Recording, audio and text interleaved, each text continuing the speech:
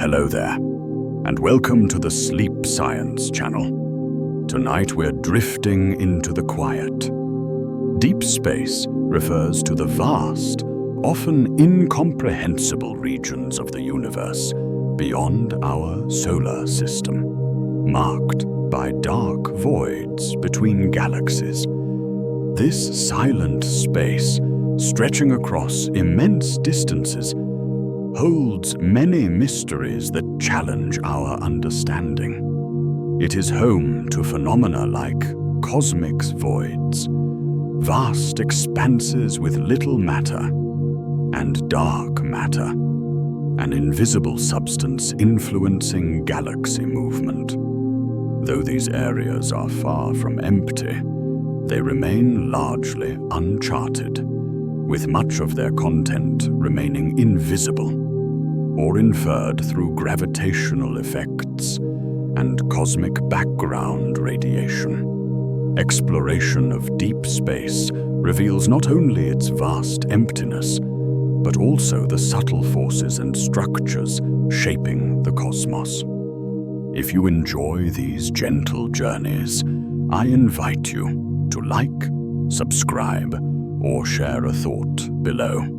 It helps others find their way here too, one sleepy soul at a time.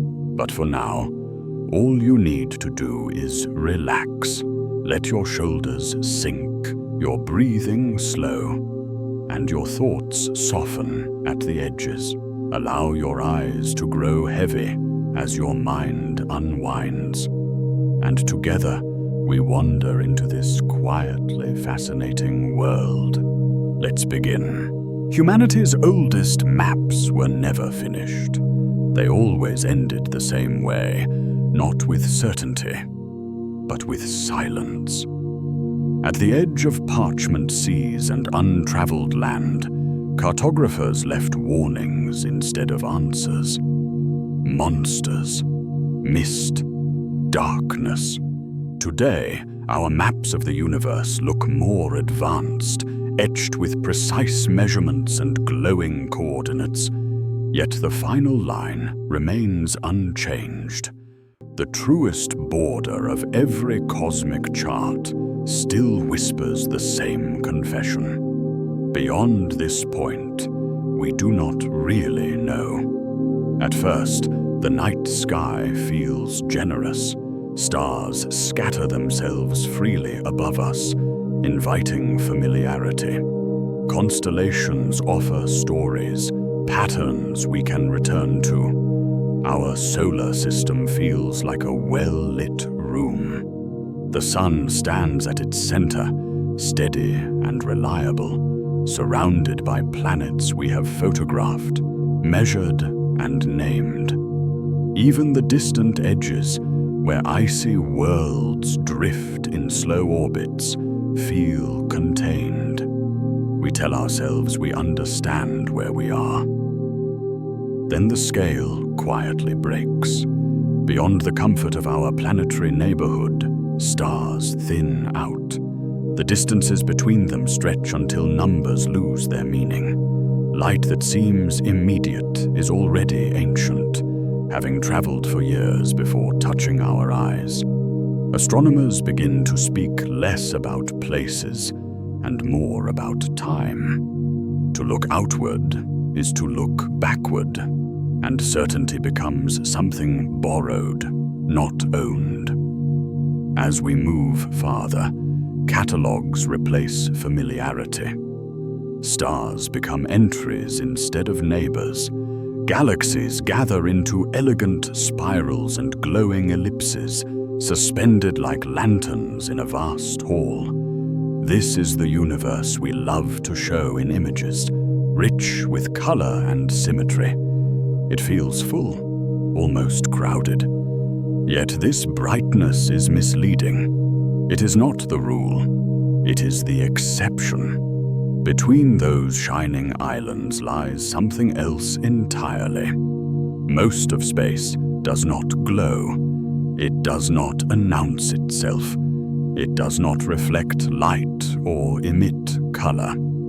It stretches silently between galaxies, through them, around them. Vast regions exist where even starlight seems hesitant to enter, where matter thins to almost nothing, and yet somehow not to nothing at all. These are not empty rooms. They are unlit ones. Astronomy, at its core, is not seeing. It is listening through walls. Telescopes do not simply capture images. They collect distortions, faint bends in light, subtle shadows where brightness should be. Scientists infer presence by absence, mass by motion, structure by the way light stumbles on its path. What cannot be seen still leaves fingerprints, and those fingerprints suggest something unsettling. The stars, the planets, the glowing clouds we celebrate make up only a fragile skin of reality, a glittering surface layer, beautiful but thin. Beneath it lies something heavier, something that does not shine, yet pulls on everything that does. Galaxies rotate too quickly. Clusters cling together too tightly. Gravity behaves as if accompanied by an unseen partner. The darkness is not passive. It weighs. This is the moment most people pause.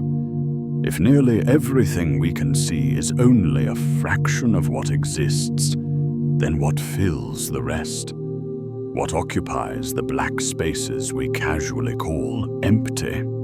The universe begins to feel less like a grand display and more like a locked room, arranged around something we cannot directly observe. The urge to know grows stronger here, not frantic, but persistent, a quiet pressure behind the mind. Humans have always been drawn to edges, to the last visible marker before uncertainty takes over. The darkness between galaxies feels like one of those edges, a place where curiosity and unease meet. It is not dramatic in the way explosions are dramatic. It is slow, patient, and enduring. As observation stretches farther, confidence softens. Measurements become probabilities. Models compete gently with one another. Language shifts from statements to suggestions. The universe reveals corners, not of shape, but of understanding, where our tools still function, but our intuition no longer does. We have mapped what shines. Now we stand before what does not, sensing that the map did not end because there was nothing left, but because what remains refuses to be seen, waiting in the quiet spaces where even galaxies hesitate to go. Emptiness, when imagined, is usually simple. A blank page, a quiet room, space without objects. But the universe does not do simple. When astronomers first began to look beyond individual galaxies and chart the larger arrangement of everything, they noticed something unsettling. The universe was not evenly filled. It was arranged. Matter gathered itself into long threads and sweeping walls, leaving behind regions so vast and sparse that they felt like missing chapters rather than empty space. These regions came to be called cosmic voids, though the word void hardly does them justice. They are not holes punched carelessly into the universe. They are enormous volumes, sometimes hundreds of millions of light years across, where galaxies are rare and stars are distant rumors. If a single photon were released inside one of these voids, It could travel for ages without brushing past much of anything at all. Not darkness as a moment, but darkness as a journey. From a distance, the universe begins to resemble a web. Galaxies cling to filaments like dew on spider silk, stretching across incomprehensible scales. Where filaments intersect, clusters form, bright and crowded. But between these structures are cavities, smooth and quiet, shaped as clearly as the walls that surround them. The absence feels intentional, as if something carefully moved matter aside. Detecting these voids is an exercise in patience and inference. Astronomers cannot point a telescope and photograph emptiness. Instead, they map what is present and let absence reveal itself indirectly. Galaxy surveys sweep across the sky, recording positions and distances, converting faint smudges of light into data points. Redshift measurements stretch those points into depth, allowing scientists to reconstruct a three-dimensional universe from thin, incomplete slices. It is a slow assembling of a puzzle where most pieces are invisible. Each survey adds resolution, revealing boundaries where galaxies abruptly stop appearing, like shorelines where cosmic oceans withdraw. Over time, patterns emerge. Voids are not random gaps. They repeat, cluster, and align. The universe is structured not only by what exists, but by what does not.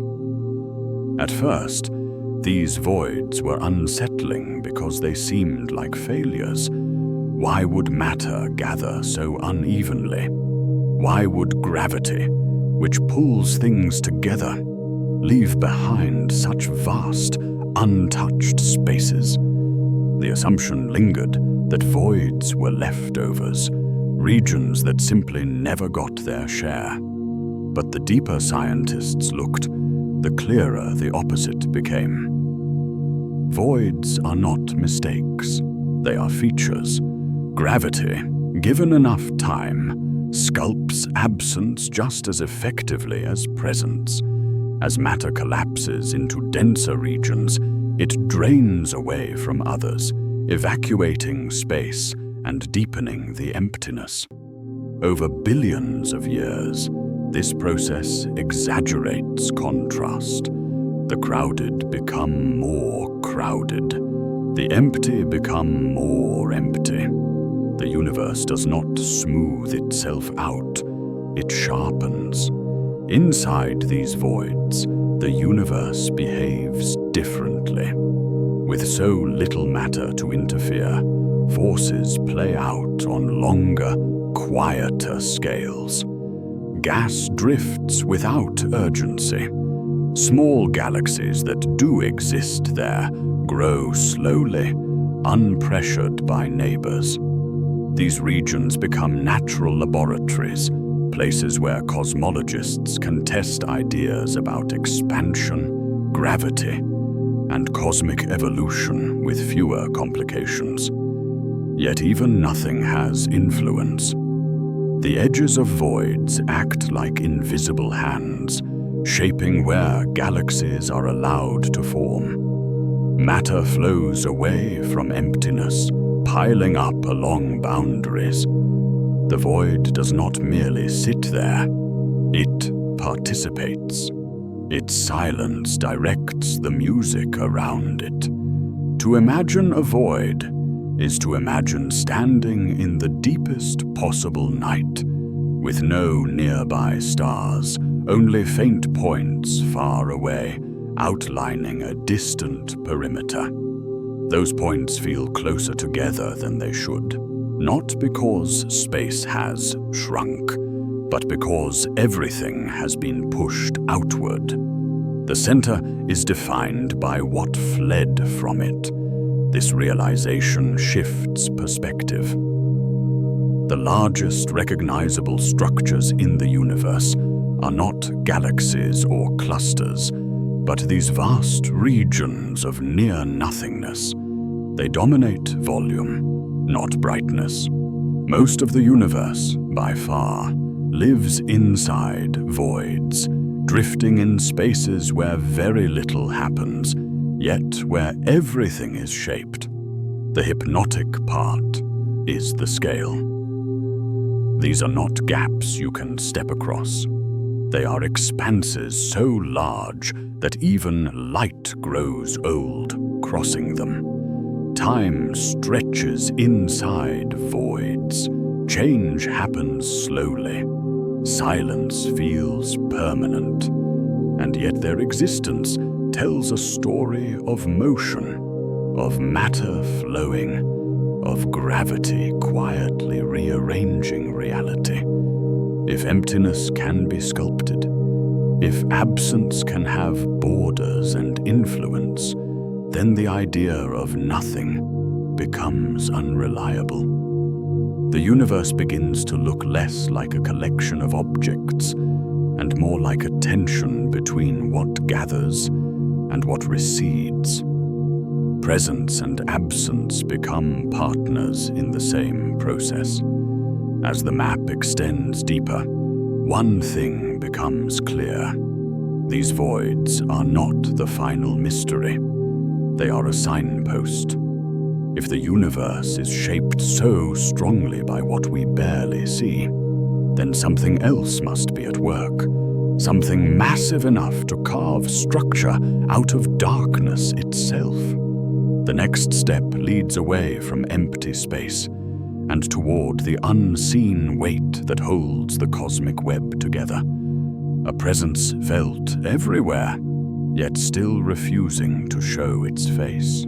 The universe does not announce its secrets loudly. Sometimes it whispers them through contradictions. One of the quietest and most unsettling is this. Galaxies are moving too fast, not racing through space, but spinning, calmly and endlessly, faster than they should. According to every familiar rule, stars at the outer edges of galaxies ought to drift away, flung outward by their own speed. They do not. They stay. Something unseen is holding them in place.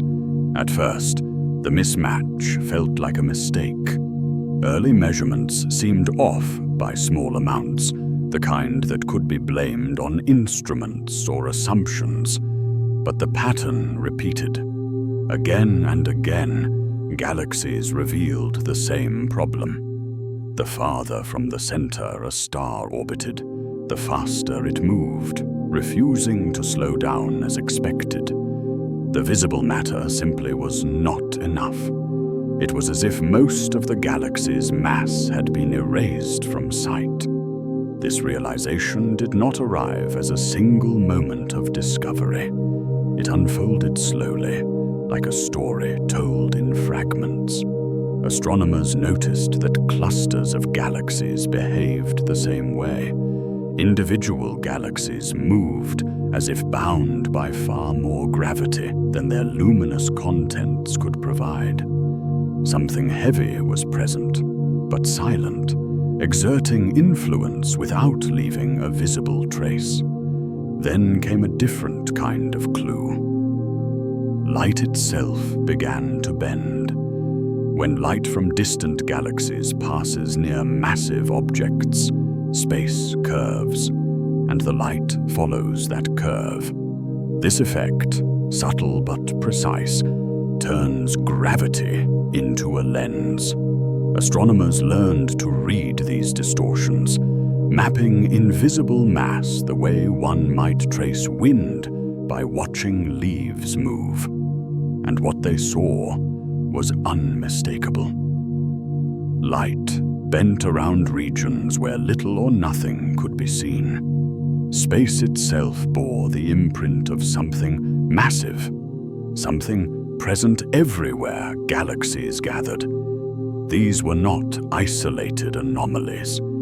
They stacked neatly, observation upon observation, forming a coherent picture that was impossible to ignore. The universe was built on a framework that did not shine, a scaffolding invisible to eyes, yet strong enough to guide the formation of galaxies, clusters, and the vast cosmic web itself. This unseen substance came to be known as dark matter, not because it is evil or mysterious by design, but because it does not interact with light. It does not glow, reflect, or absorb in any ordinary way. It announces itself only through gravity, through the way it tugs on everything else, quietly shaping the universe from behind the scenes. What makes dark matter haunting is not just its invisibility, but its restraint. It does not clump into stars. It does not form planets. It does not gather into anything familiar. It passes through ordinary matter as if the material world were barely there at all. Galaxies sit inside vast halos of it, embedded like lanterns in an unseen fog. Scientists learned to map this fog indirectly, by tracking how galaxies cluster, how cosmic background light ripples, how large-scale structure unfolds. They traced outlines of something massive and pervasive. The result is a picture of the universe where everything bright is perched atop something dark, like frost on a deep lake. And yet, for all this evidence, dark matter remains almost known, never fully. Its fingerprints are everywhere, but the hand itself remains hidden. This creates a peculiar tension. Confidence in its existence is overwhelming. Ignorance of its nature is complete. There is something psychologically unsettling about that combination. Humans are comfortable with mystery when it feels distant, and with knowledge when it feels solid. Dark matter sits in between. It is not a philosophical idea. It is not speculation. It is required. Without it, galaxies would unravel, clusters would disperse, and the universe, as we observe it, would not exist. The story grows more intimate when the scale shrinks. Dark matter is not confined to distant galaxies. It flows through our own. It surrounds the Milky Way in a vast halo, extending far beyond visible stars. As Earth moves through space, it moves through dark matter. As you sit quietly, listening, billions of these unseen particles may be passing through your body every second, unnoticed, uninteracting, indifferent. This indifference is part of the mystery. Dark matter responds to gravity, yet ignores nearly everything else. It does not collide in meaningful ways. It does not light up detectors easily. It behaves as if the familiar universe were not designed for it, or perhaps as if it were not designed for the familiar universe. The deeper scientists look, the stranger the balance feels. Dark matter outweighs visible matter by a wide margin. It dominates the universe's mass budget. Stars, planets, gas, dust, and people are a minority presence, a luminous afterthought riding on an invisible foundation. And still, dark matter refuses to introduce itself directly. No photograph captures it. No sample sits in a lab jar. It reveals itself only through consequences, through the way galaxies move, the way light bends, the way structure holds together against expectation. This leaves us in an unusual position. We live inside something we cannot see, supported by something we cannot touch, shaped by something we do not understand. The universe feels solid and familiar on human scales, yet its true architecture is hidden, ghost-like, and vast. There is humility in this realization, and a quiet awe. For all our instruments, for all our maps, the universe keeps its weight concealed. Dark matter stands as a reminder that reality does not owe us transparency. It can be consistent, reliable, and profoundly strange all at once. As the invisible weight becomes undeniable, the question shifts. If dark matter is real, if it is everywhere, if it shapes everything, then why has it never been captured, never clearly detected, never revealed in isolation? The next step in the story is not about belief, but pursuit, and about the possibility that the universe is hiding its answers in ways we never expected. Once the invisible weight is accepted, curiosity turns restless. Knowing that something dominates the universe without knowing what it is creates a pressure that science cannot ignore. So the search begins, not dramatically, but carefully, quietly. Humans build instruments designed not to see, but to listen, not to illuminate, but to wait. Deep underground, far from surface noise and cosmic interference, detectors sit in silence. They are buried beneath mountains, shielded by layers of rock, listening for the faintest whisper of interaction. The idea is simple in spirit. If dark matter passes through everything, then once in a great while, it might brush against ordinary matter. A tiny tap, a brief flash, a signal so small it could be missed by blinking. Years pass, then decades. The detectors remain mostly silent. Above Earth, space telescopes search for different clues. They watch galaxies and clusters, looking for excess light or unusual energy patterns that might hint at dark matter particles colliding with one another. In particle laboratories, scientists recreate conditions similar to the early universe, smashing particles together at immense energies, hoping dark matter will reveal itself by appearing where it should not. Each method feels like turning over stones in a forest at night, expecting to find tracks. And each time, the ground is smooth. No footprints, no clear marks, only more silence. At first, this absence feels disappointing, but slowly, something subtler happens. The silence begins to speak. Every detector that fails, every experiment that comes up empty, narrows the possibilities. Dark matter is not behaving the way many expected. It does not collide easily. It does not announce itself through obvious decay. It does not fit neatly into the simplest theories. The universe is not cooperating with human assumptions. This is where the mystery deepens rather than lapses. One possibility is that dark matter interacts so weakly that even the most sensitive instruments struggle to notice it.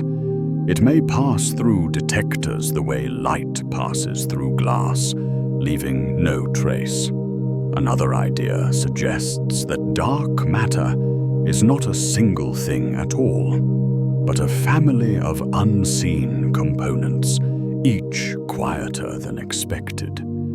There is also a more unsettling thought. What if dark matter is not a particle in the traditional sense? What if gravity itself behaves differently on large scales, bending rules we assumed were universal? Or what if the universe contains layers of reality that barely touch one another, overlapping without conversation? These ideas are not presented as wild speculation, but as careful responses to evidence. Science, at its most honest, does not force answers where data refuses to go. It adjusts its questions. It learns to sit with uncertainty without abandoning rigor.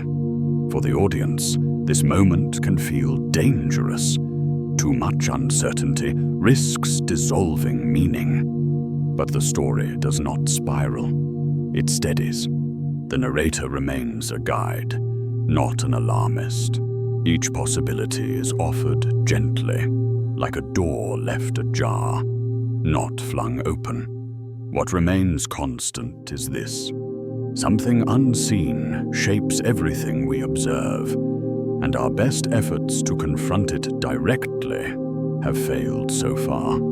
That failure is not weakness, it is information. Dark matter does not behave like familiar matter. It does not form structures on small scales.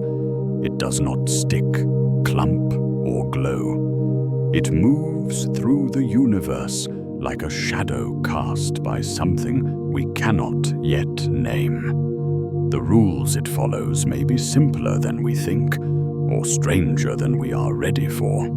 This tension creates a unique emotional space. We are not lost, but we are not finished. We are close enough to feel confident, far enough to feel humble. The universe allows us to measure its effects with extraordinary precision, while denying us the satisfaction of direct contact. There is comfort in how slowly this story unfolds. No sudden revelation, no dramatic capture, just patient pursuit. Generations of scientists passing the question forward, refining tools, listening more carefully. The hunt itself becomes part of the narrative, a testament to curiosity that does not demand immediate reward. And yet, another realization begins to surface. Even if dark matter explains how galaxies form and remain bound, it does not explain everything. There is another anomaly, one that moves not inward, but outward. The universe is expanding. This has been known for a long time. But more recently, something stranger has emerged. The expansion is not slowing down. It is accelerating. Galaxies are not just drifting apart. They are being pushed, as if space itself is gaining energy. Dark matter, for all its weight, cannot explain this. Gravity pulls inward. This force does the opposite. So the map stretches again. From unseen mass that holds the universe together, attention shifts toward an unseen influence that drives it apart. Another presence, another silence, another contradiction written into the fabric of space. If dark matter taught us that the universe is heavier than it looks, what comes next suggests it is also more restless than it should be. And somewhere between these two invisible forces, everything we know is suspended, waiting for answers that may once again arrive, not as light, but as whispers. For a long time, the future of the universe seemed settled. After the violence of the Big Bang, everything was flying outward, and gravity was expected to do what gravity always does. It would slow things down. The expansion would gradually weaken, galaxies drifting apart more reluctantly with each passing billion years, the universe aging into a quieter, colder state. It was not a comforting ending, but it was an understandable one. Then the measurements refused to agree. The discovery did not arrive loudly. It crept in through careful observations of distant explosions, dying stars, known as supernovae. These events burn with a predictable brightness, bright enough to be seen across vast cosmic distances. By comparing how bright they appear to how bright they should be, astronomers can estimate how far away they are, and how fast the universe was expanding when the light began its journey. At first, the numbers seemed wrong. The distant supernovae were dimmer than expected, farther away than they should have been if expansion were slowing. The implication was subtle, almost embarrassing. It suggested that the universe was not easing its outward motion. It was accelerating. This was not a conclusion anyone wanted to reach quickly. Entire careers rested on the assumption that gravity dominated the large-scale future.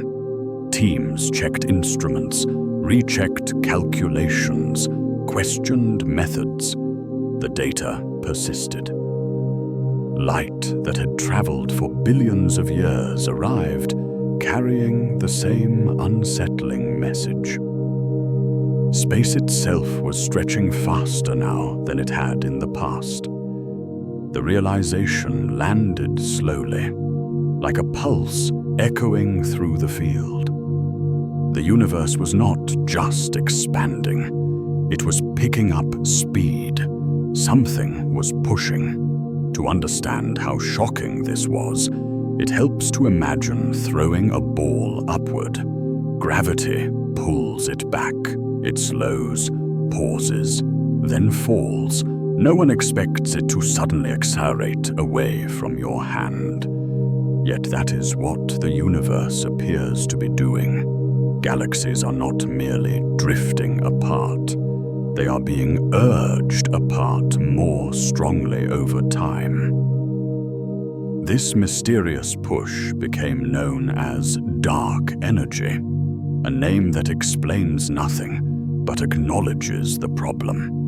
Unlike dark matter, which pulls inward and binds structure together, dark energy works in the opposite direction. It acts everywhere, filling space itself, and it does not weaken as the universe grows.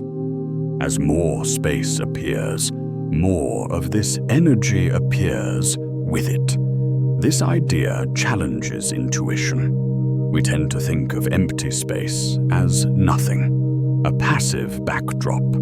But the measurements suggest emptiness may have properties, may carry energy that exerts pressure. Not pressure in the familiar sense, but a kind that stretches space gently and relentlessly. What makes dark energy unsettling is how quiet it is. It does not announce itself with explosions or collisions. It reveals itself only through patience, through comparisons across time, so vast that human history disappears into insignificance. Each observation is a message sent billions of years ago, arriving now to say that the universe is behaving differently than expected. The feeling is like chasing a shadow across deep time. Every improvement in measurement sharpens the picture, but never quite resolves the source. Is dark energy a constant feature of space, something built into reality from the beginning? Is it a new field, evolving slowly, changing the rules as the universe ages? Or is it a sign that gravity itself is incomplete, that our understanding bends only where it has been tested most carefully? The tension lies in consequence. Dark energy does not merely influence the present, it defines the future. If it continues as it is, galaxies beyond our local group will slip beyond reach, their light stretched and thinned until they vanish from view. The universe will grow lonelier, not because stars die, but because distance itself becomes insurmountable. This realization carries a quiet emotional weight. The same force that allows the universe to expand also threatens to isolate every island of matter. Space does not just separate objects, it takes them with it. What makes the mystery deeper is that dark energy outweighs everything else. It dominates the cosmic budget. Matter, dark and visible combined, is a minority influence. The future is shaped mostly by something no one has ever directly detected, something that does not clump, glow, or resist. The universe feels less like a machine and more like a decision unfolding without explanation. A push no one ordered, applied everywhere, equally, without direction or intent. It is gentle, yet unstoppable. As the scale of this force settles in, another contrast begins to form. While dark energy stretches space outward, there are places where space does the opposite, where gravity overwhelms everything, collapsing reality inward. To understand one extreme, the story must now move to the other, to regions where expansion loses its meaning and boundaries become absolute. If dark energy is the universe's outward breath, black holes are its held breath. Where expansion smooths and stretches, black holes compress and silence. They represent the opposite tendency. Gravity so concentrated that space and time fold inward, creating boundaries beyond which stories cannot return. Black holes were once thought of as mathematical curiosities, strange solutions to equations that seemed too extreme to exist. Yet the universe, once again, proved less cautious than human imagination. Black holes form naturally when massive stars exhaust their fuel and collapse, crushing matter into regions so dense that escape becomes impossible. The defining feature is the horizon, not a surface, not a wall, but a limit. Cross it, and the future points only inward. From the outside, this boundary marks the end of observable events. From the inside, physics continues, but without witnesses. Black holes cannot be seen directly. They emit no light of their own. Yet they announce themselves through influence. Stars orbit invisible centers, moving too fast around something too small to be ordinary. Gas falls inward, heating as it spirals, glowing fiercely before vanishing. In some cases, twin jets erupt from the surrounding chaos, launching energy across intergalactic space. This is the first surprise. Objects defined by darkness become among the brightest phenomena in the universe, not because they shine, but because of what happens nearby. The absence at the center creates activity around the edges. The horizon becomes a stage where matter performs its final act.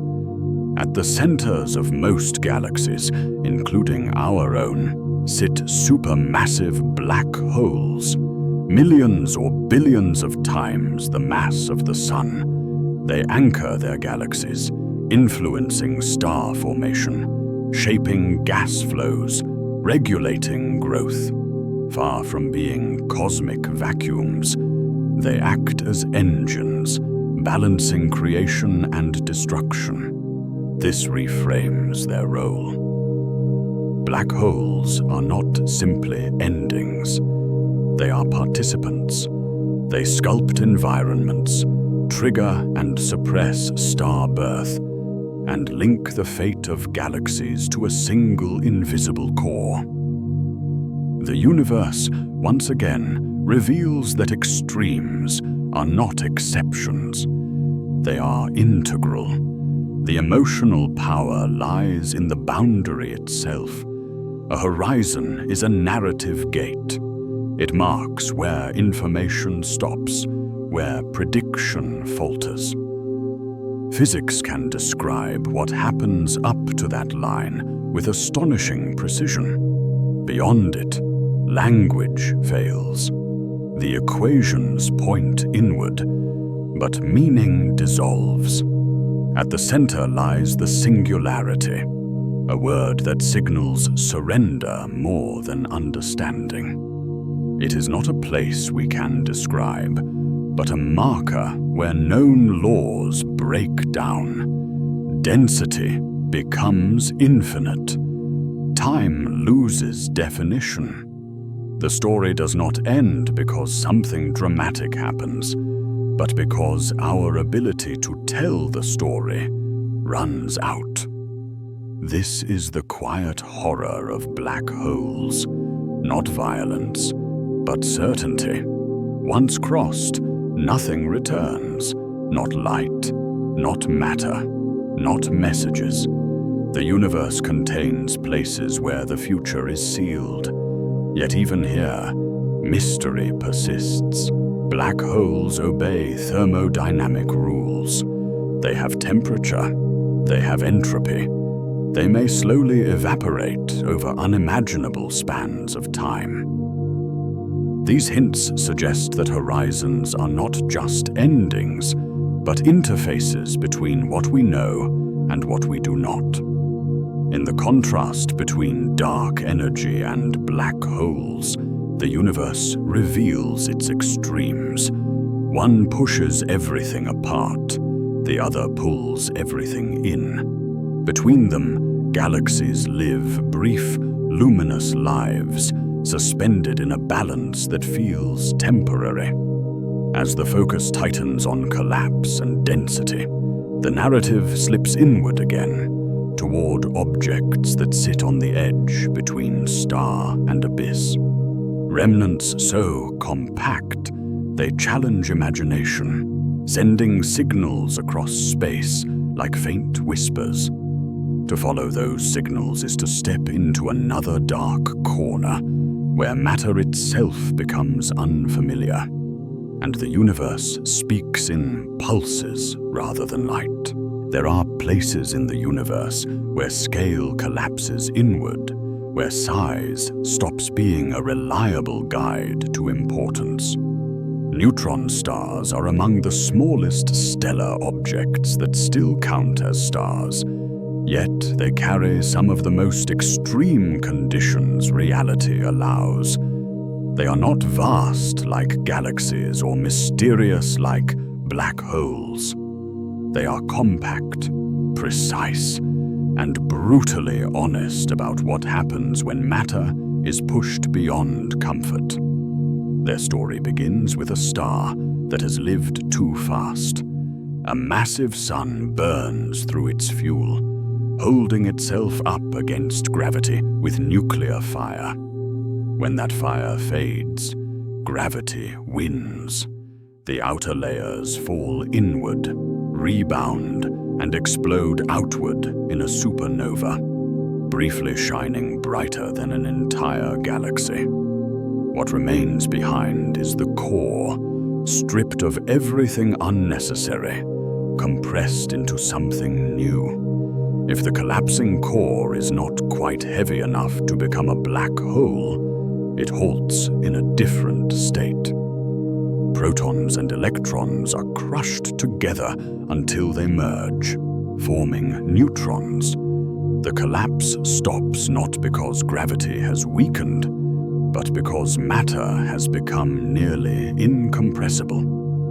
The result is a neutron star, an object about the size of a city, holding more mass than the sun. This is where intuition fails gracefully. A neutron star is small enough to imagine driving across, yet massive enough to warp space and time around it.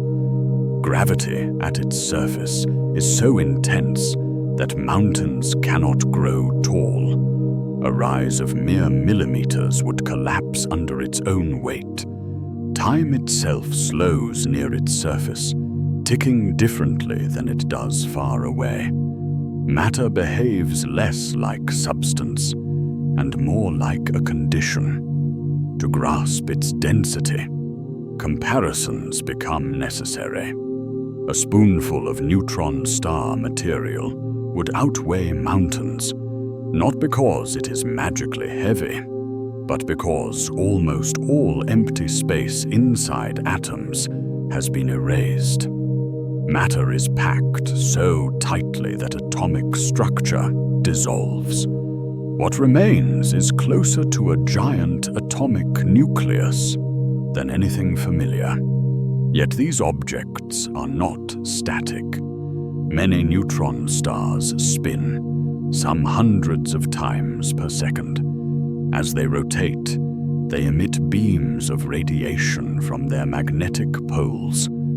If those beams sweep across Earth, they appear as pulses, arriving with astonishing regularity. These objects are called pulsars, and they turn the universe into a clock. Each pulse is a reminder of precision born from violence. The rhythm does not drift. It does not tire. Some pulsars keep time more accurately than atomic clocks on Earth. In the darkness of space, they mark seconds with unwavering discipline, as if the universe itself is breathing in measured intervals. Listening to a pulsar is a hypnotic experience. Pulse after pulse arrives unchanged, crossing vast distances without losing timing. It feels intentional, though it is not. The repetition is soothing, almost meditative, yet rooted in extreme physics. A dead star, reduced to a dense core, becomes one of the most reliable beacons in existence. Despite this regularity, neutron stars remain deeply mysterious inside. Scientists can describe their outer layers with confidence, but the interior remains uncertain. Are they composed entirely of neutrons, pressed together edge to edge? Or does something stranger emerge under such pressure? Exotic states of matter that cannot exist anywhere else. Some theories suggest that deeper layers may dissolve into unfamiliar forms, where particles lose individual identity. Others imagine cores filled with quark matter, or even more exotic arrangements that blur the line between particle and field. These ideas are not fantasy. They are careful responses to conditions that stretch known physics to its limits. Neutron stars sit at a rare intersection. They are astronomical objects that test particle physics, and particle laboratories that exist naturally in space. They compress mass, energy, and gravity into a volume small enough to be studied as a single object, yet powerful enough to influence their surroundings dramatically. They also act as messengers. When two neutron stars orbit one another, they spiral slowly inward, losing energy in ways once thought undetectable. Eventually, they collide. The impact releases a flood of energy, matter, and information. Light bursts outward across the spectrum. But something else escapes as well, something quieter and more profound. The collision sends ripples through space itself. These ripples carry information about the star's masses, sizes, and internal structure. They travel unimpeded, passing through galaxies, stars, and planets, stretching and compressing space as they go.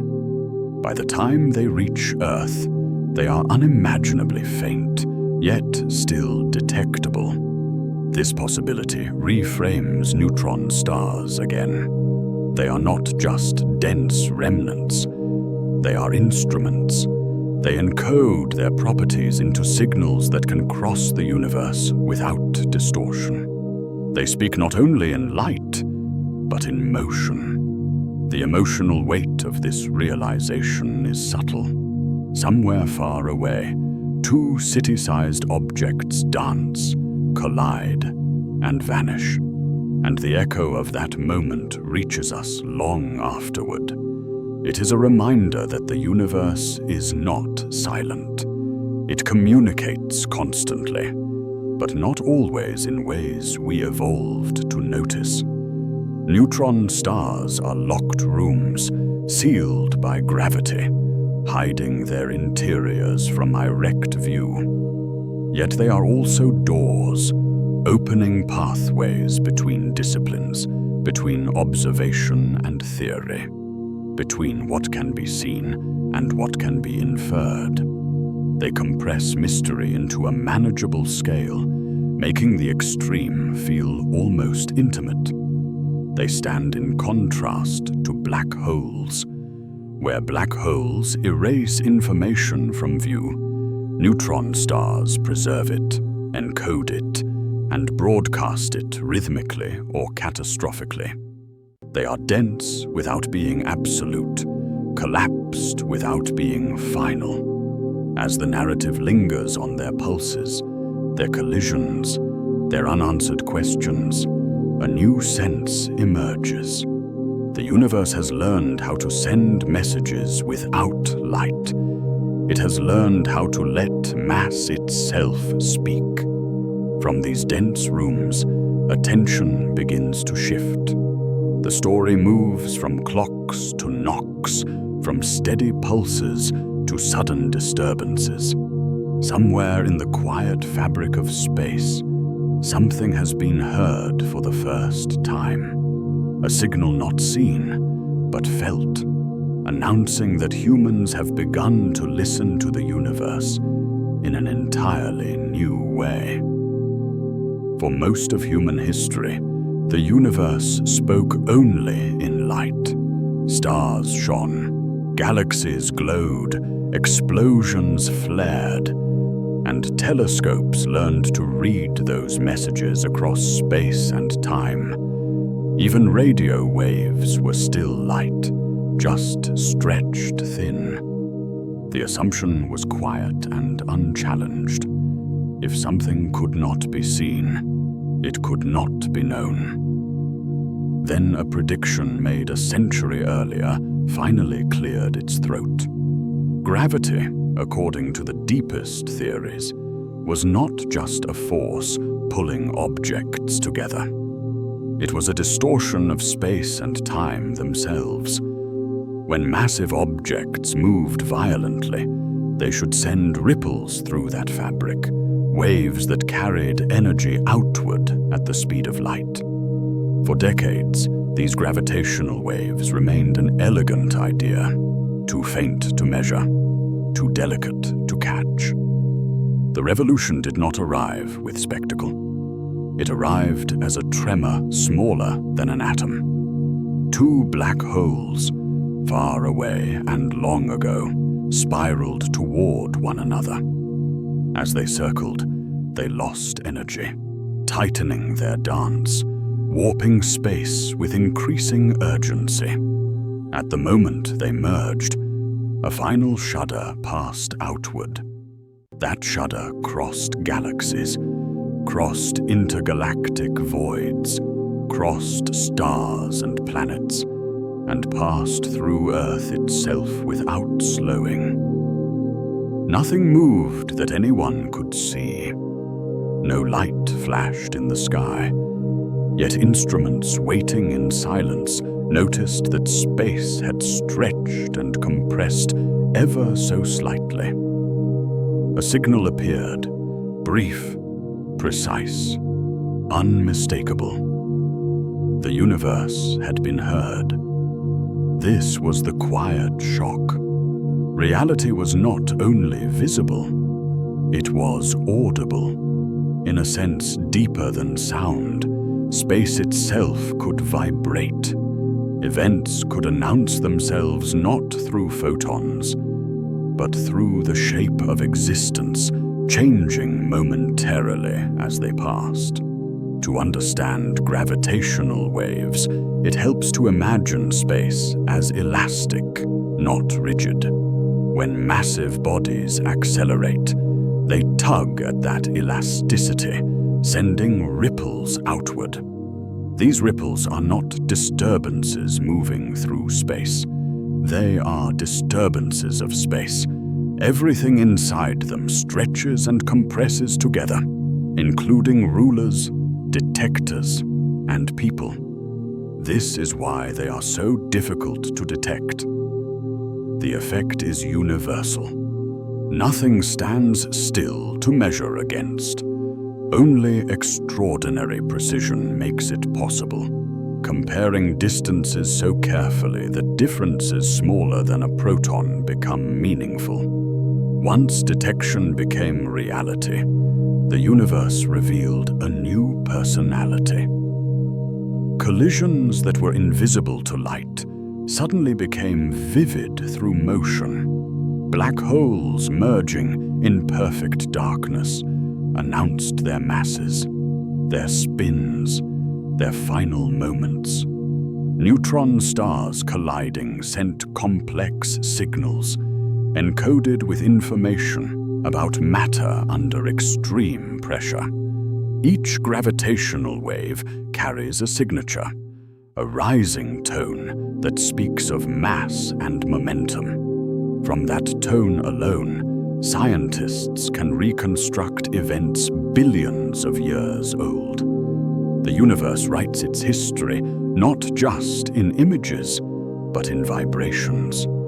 This new sense changed perspective immediately.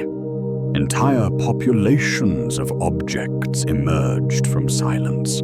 Black holes that never fed on glowing gas, never produced light, suddenly became visible through their unions. The universe was richer, more crowded, more dynamic than previously imagined. Then came the second surprise. Some signals described black holes heavier than expected, sitting in mass ranges once thought forbidden. Others hinted at formation paths that challenged old models. It appeared that the universe was more creative than theory had allowed, forming monsters through routes no one had fully anticipated. Gravitational waves did not just confirm predictions. They created new questions. How many unseen collisions fill the universe every second? What rare events produce signals not yet understood? What kinds of objects exist that light can never reveal? There is a quiet intimacy to these discoveries. The signals arrive without spectacle, without brightness, without warning. They pass through Earth unnoticed by biology, detected only by machines listening patiently. Yet once known, they feel profound. Space is no longer a silent stage. It hums with distant violence and distant order. The deepest corners of the universe are not defined only by distance. They are defined by subtlety, by signals too faint for eyes, too alien for intuition. Gravitational waves remind us that reality can carry stories in forms we did not evolve to perceive. Having learned to hear, the universe feels closer, yet stranger. The darkness is no longer empty. It is active, rhythmic, occasionally knocking. And some of those knocks repeat, flashing briefly, vanishing, then returning without explanation, as if something on the other side of the cosmic door is still trying to get our attention. The universe has a habit of whispering when we expect silence. Not gently, not continuously, but suddenly, without warning, like a thought interrupting sleep. Fast radio bursts arrived this way, brief flashes of radio energy, lasting only milliseconds, yet carrying more power in that instant than entire galaxies emit over long stretches of time. They appeared, vanished, and left behind confusion rather than clarity. The first detections felt almost accidental, a sharp spike in data, easy to dismiss as interference, a glitch, something human-made. But the signals returned, not regularly, not predictably, just often enough to demand attention. Each burst was over before anyone could react, leaving behind a trace that felt more like a question than an answer. Locating their origins proved difficult. Radio telescopes see wide swaths of sky, not precise points. A burst might arrive from anywhere within a broad region, and by the time instruments tried to narrow it down, the event was already gone. The universe was teasing, offering clues only to withdraw them instantly. What made fast radio bursts unsettling was their scale. To produce such intense radio energy, something extreme had to be involved. Something compact, powerful, and distant. These were not nearby phenomena. Many bursts traveled for billions of years before reaching Earth, crossing intergalactic space untouched, arriving as pristine signals from a younger universe. At first, each burst was assumed to be singular, a catastrophic event, a final act, something that happens once and never again. That assumption fit comfortably with familiar cosmic violence. Supernovae explode, stars collapse, gamma-ray bursts flare and fade. One life, one ending. Then one of them repeated. The repetition was subtle at first, easy to question. Another burst from roughly the same region could still be coincidence. Space is large. Errors happen.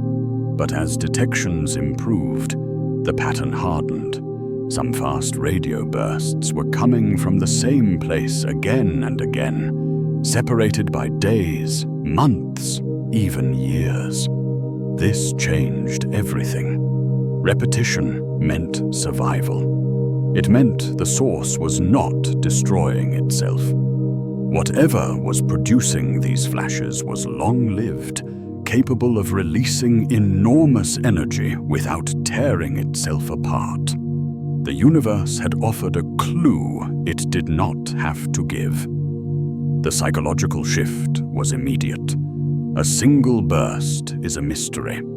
A repeating one is a case file. Attention sharpened, instruments adjusted. New telescopes were built to watch patiently, waiting for the next whisper. As more bursts were catalogued, the universe began to feel crowded with transients, events that blink into existence and vanish before anyone can look directly at them. Humans had lived inside this storm of fleeting signals without knowing it, blind not because the universe was quiet, but because our senses were incomplete.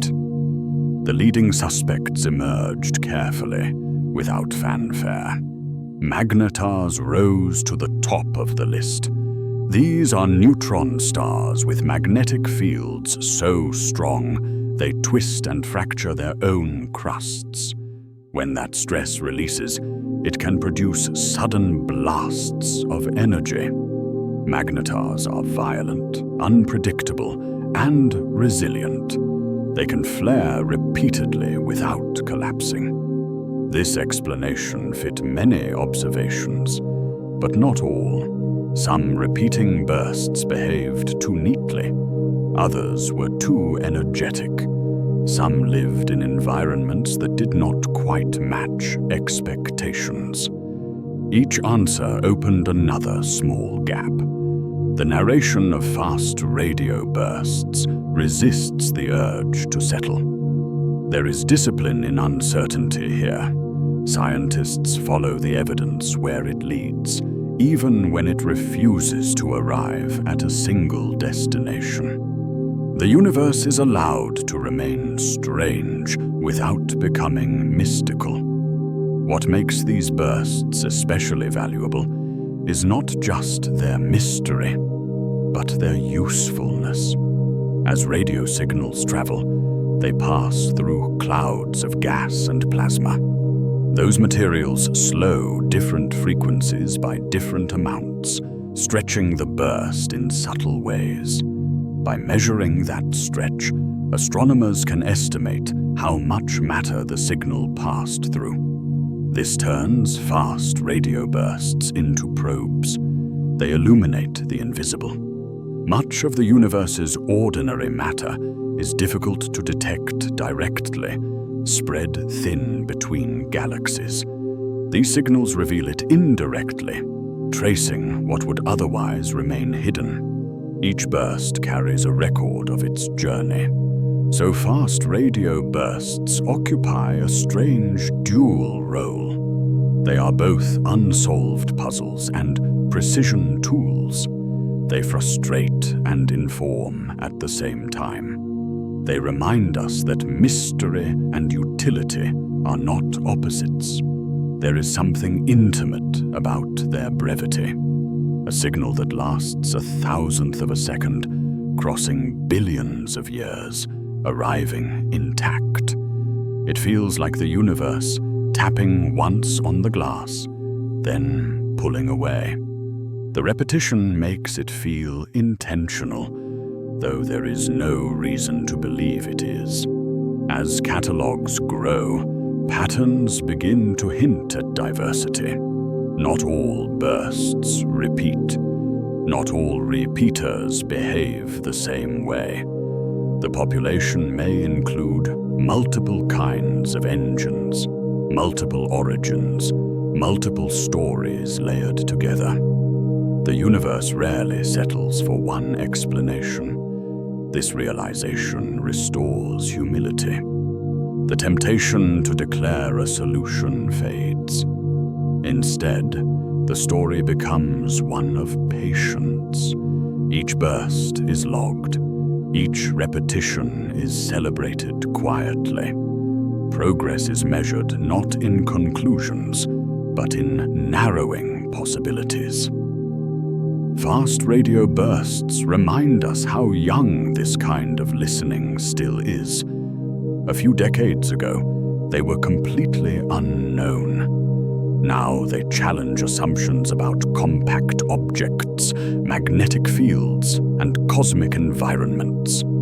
The universe feels less finished, less catalogued, more alive with sudden events. As attention lingers on these repeating whispers, a larger pattern begins to emerge.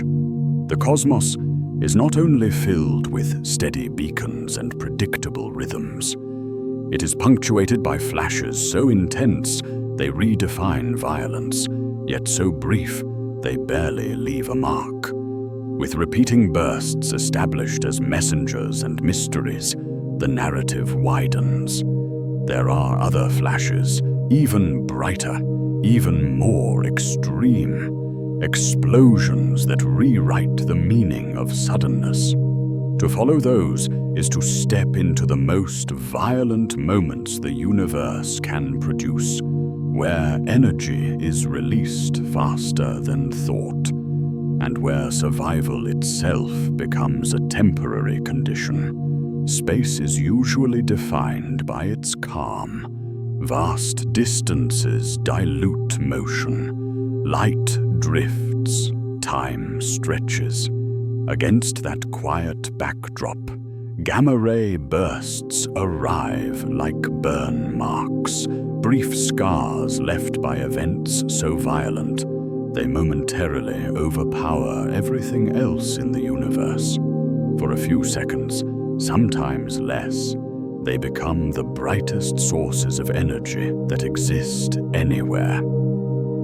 They were discovered not by curiosity, but by accident. Instruments built to monitor nuclear tests detected flashes that did not come from Earth.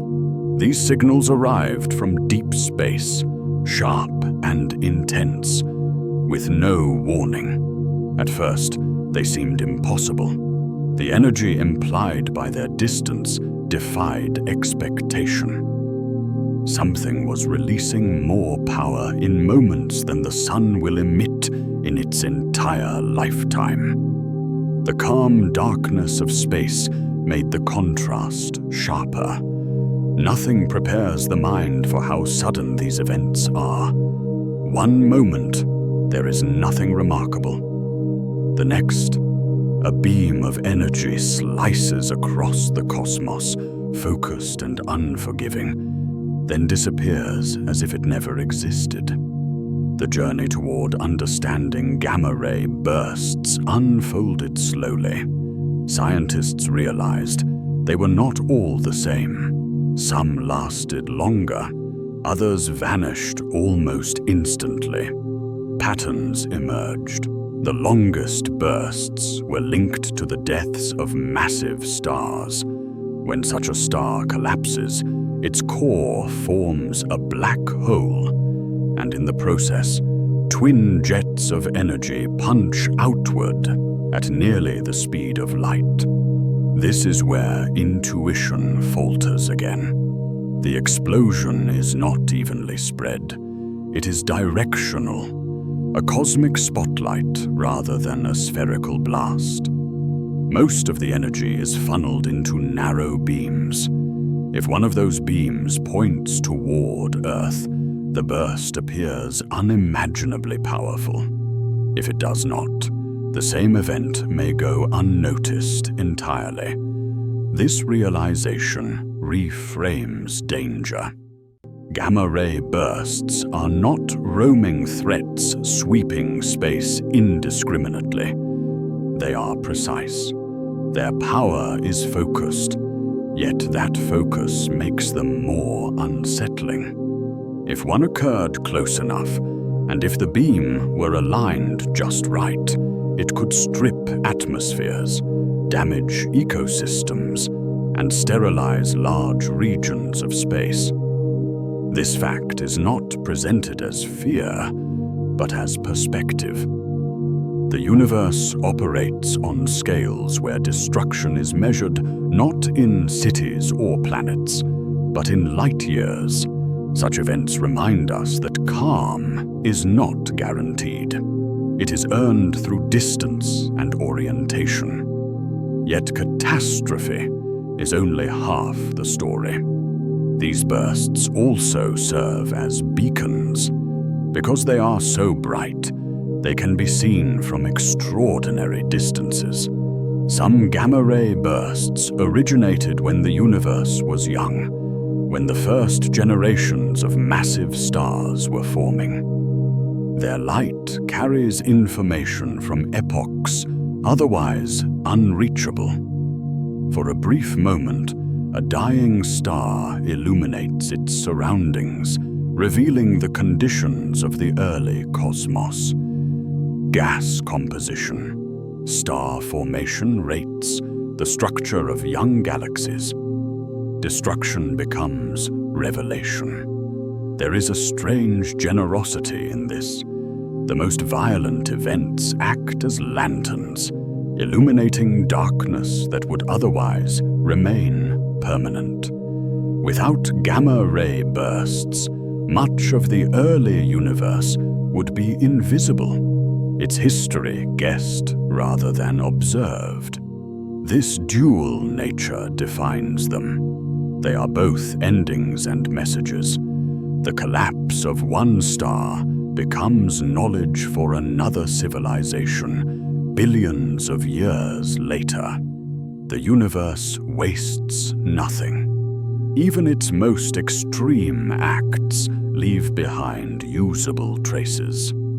Other extreme transients join this family. Brief flares, tidal disruptions where stars are torn apart by black holes, sudden outbursts from compact objects.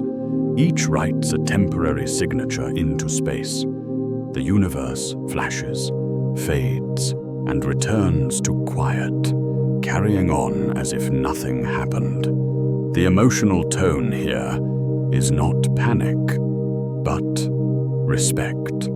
These events are reminders of scale, not threats looming nearby.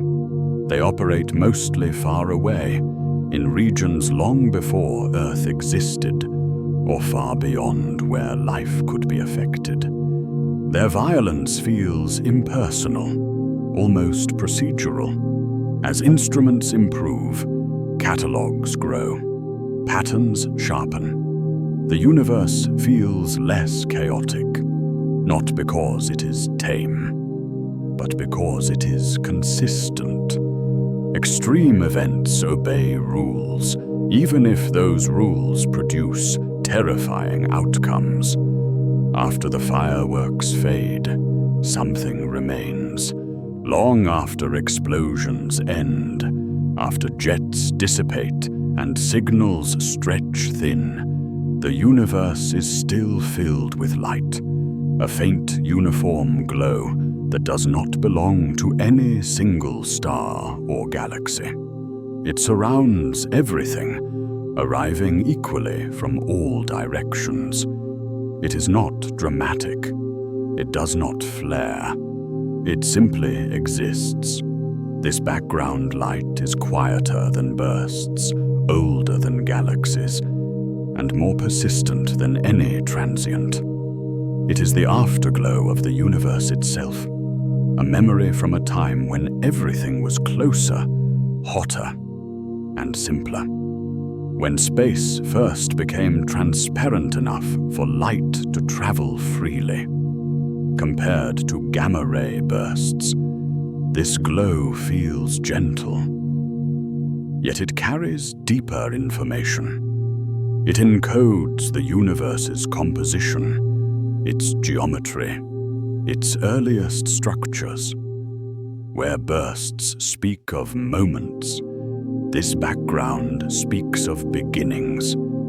The transition is natural, from sudden violence to enduring evidence.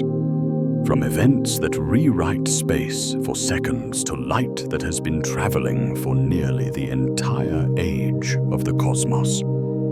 The universe moves from shouting to whispering again. Having followed flashes that redefine brightness, attention settles on what remains when nothing is happening. The steady glow beneath all activity.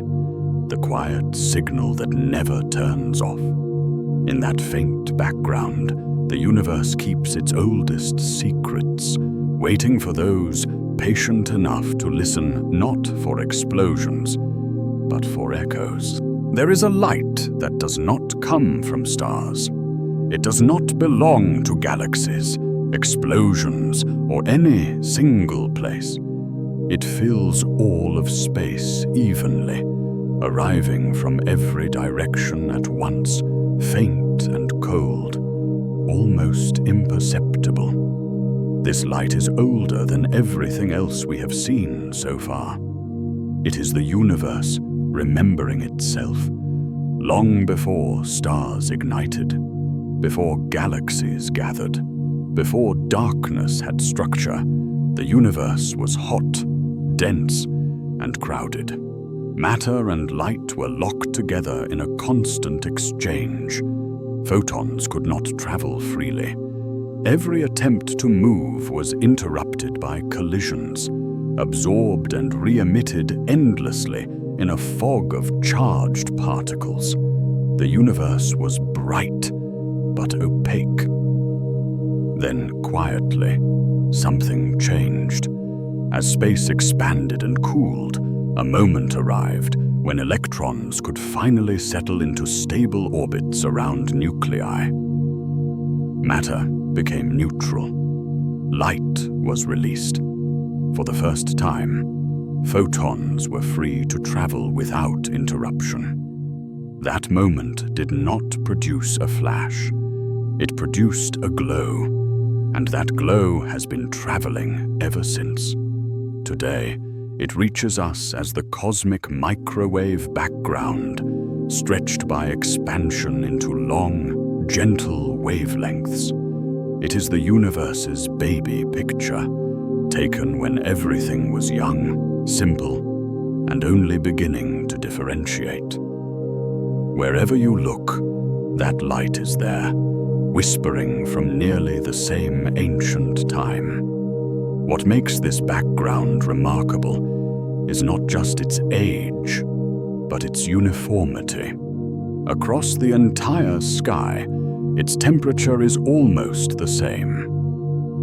This tells a story of a universe that was once astonishingly smooth. No stars, no voids, no filaments, just a nearly even sea of energy. And yet, it is not perfectly smooth.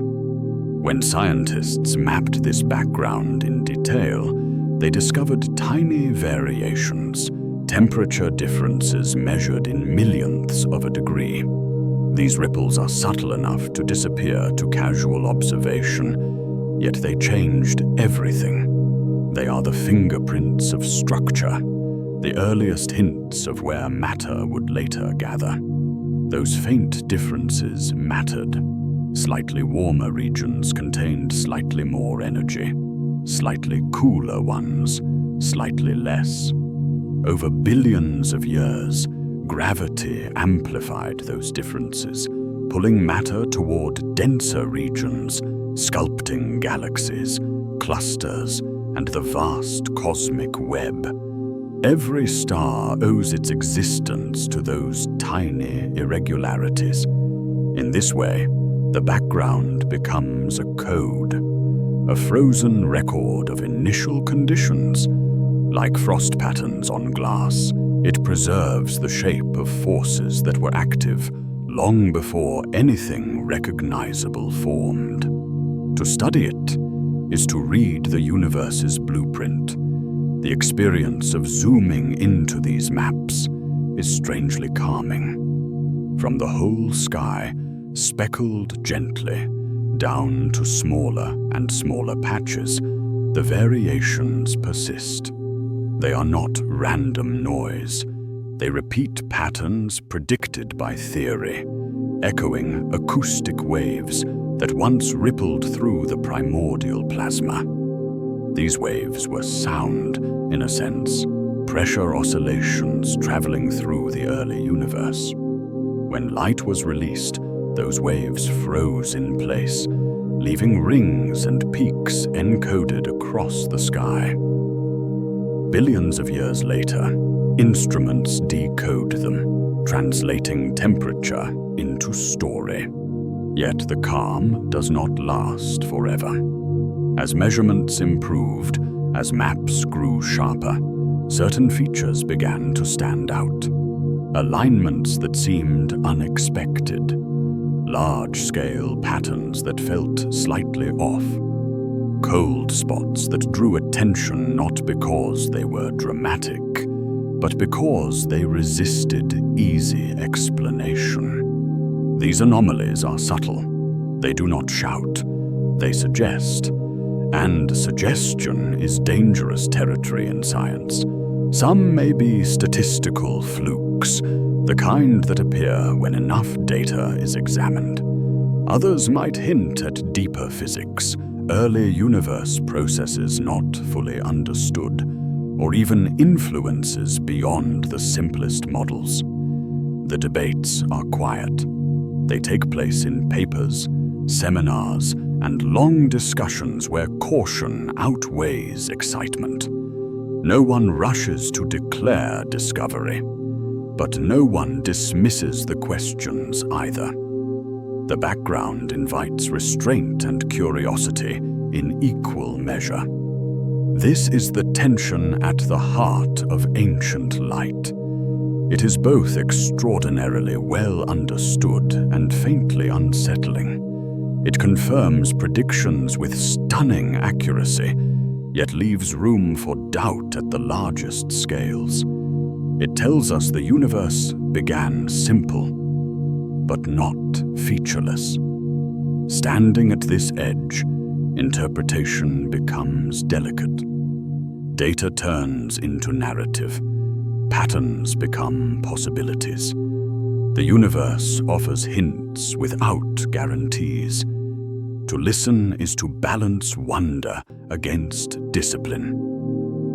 From these ripples, the story prepares to move again. If the oldest light contains shadows and alignments that resist explanation, then perhaps the universe behaves strangely not only in its extremes, but in its overall shape.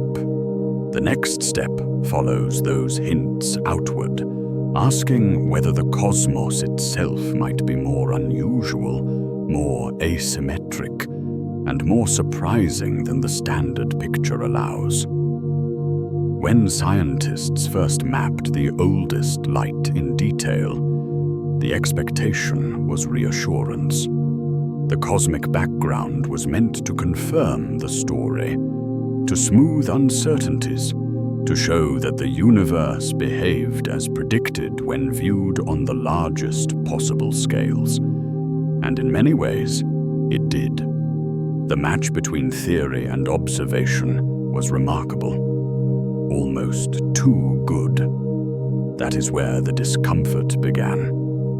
Because once the broad picture settled, attention shifted to the edges, to places where the data did not shout, but hesitated. Patterns appeared that seemed slightly too aligned, slightly too organized, as if chance itself had developed preferences. No single feature was dramatic enough to demand alarm. Together, they formed something harder to ignore. These were not monsters in the data. They were footprints. On the largest scales, where the universe should look statistically similar in every direction, subtle asymmetries crept in. Certain temperature fluctuations in the background seemed to line up across vast distances. Some regions appeared quieter than expected.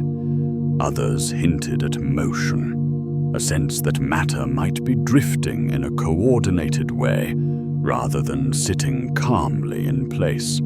The first realization was psychological rather than physical. When dealing with data this delicate, the smallest errors can create the biggest illusions. A calibration issue. An overlooked foreground signal, a bias introduced by how instruments scan the sky. In cosmology, doubt is not a weakness, it is survival. So scientists hesitated. They reanalyzed. They argued carefully. They asked whether the universe was revealing something new, or whether human interpretation was manufacturing mystery where none existed. This caution became part of the story itself. Yet some questions refused to disappear.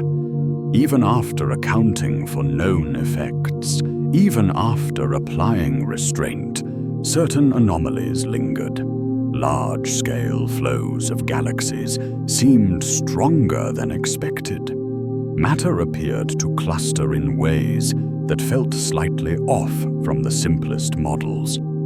The universe, when averaged over immense distances, looked almost uniform, but not perfectly so. This is where suspense lives, not in bold claims, but in unresolved tension. The difference between "this is nothing" and "this is something" narrows to a thin line that can take decades to cross. The narration does not rush.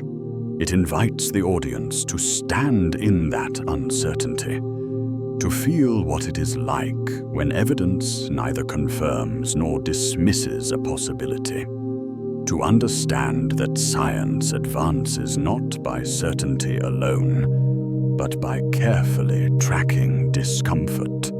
Some ideas are conservative.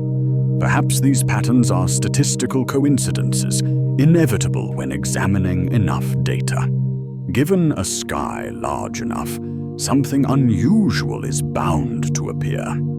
Others point toward measurement limits, reminding us that even the best instruments are not immune to subtle distortions.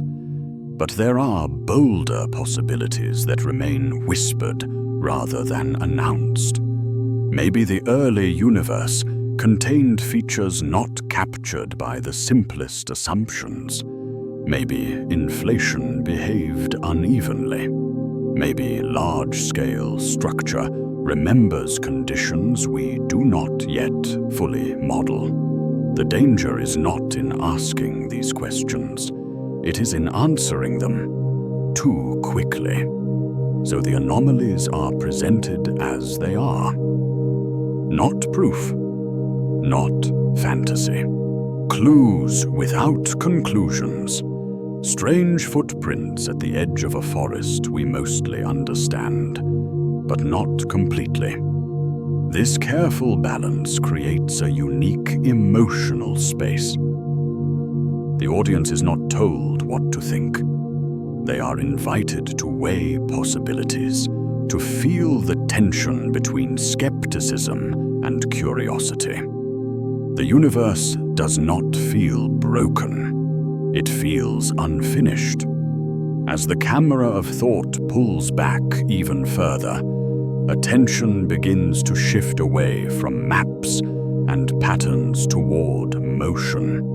Not static features in ancient light, but dynamic behavior unfolding now. Galaxies are not frozen. They move. They drift. They respond to gravity. And here, another puzzle emerges. When astronomers measure how galaxies move relative to one another, they sometimes detect a subtle pull, a collective drift that seems to point in a particular direction. Not a rush, not a collapse, but a gentle, persistent tug. As if something massive lies beyond the edge of what can be easily seen. This idea is more grounded. Motion can be measured, velocities compared, patterns tested against expectation. If galaxies are being drawn toward something, that something must exist, even if it remains hidden. The shift is deliberate. From debated patterns in ancient light to present-day motion. From interpretation to influence. From possible illusions to measurable effects.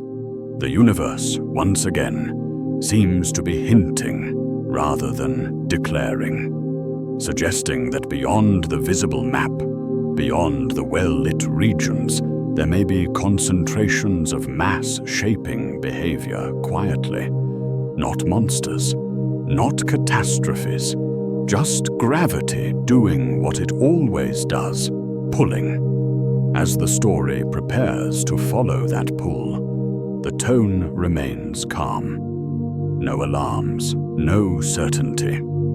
Only the steady feeling that the universe is slightly more complex than its simplest description, and that the next mystery is not written in light alone, but in the slow drift of galaxies responding to something just out of view. From shadows in the oldest light, the narrative moves toward a darker influence, closer to home. A gravitational hint that the cosmic neighborhood itself may be responding to a presence not yet fully mapped. On the largest scales, nothing truly rests. Galaxies drift, clusters slide. Even in the deepest darkness, motion persists, slow and deliberate, like tides that take millions of years to rise and fall. To watch the universe carefully is to notice that expansion alone does not tell the whole story. Beneath the general outward flow, there are subtle deviations, small velocities layered on top of cosmic stretching, hints that something nearby is tugging. Astronomers learned to measure this by patience.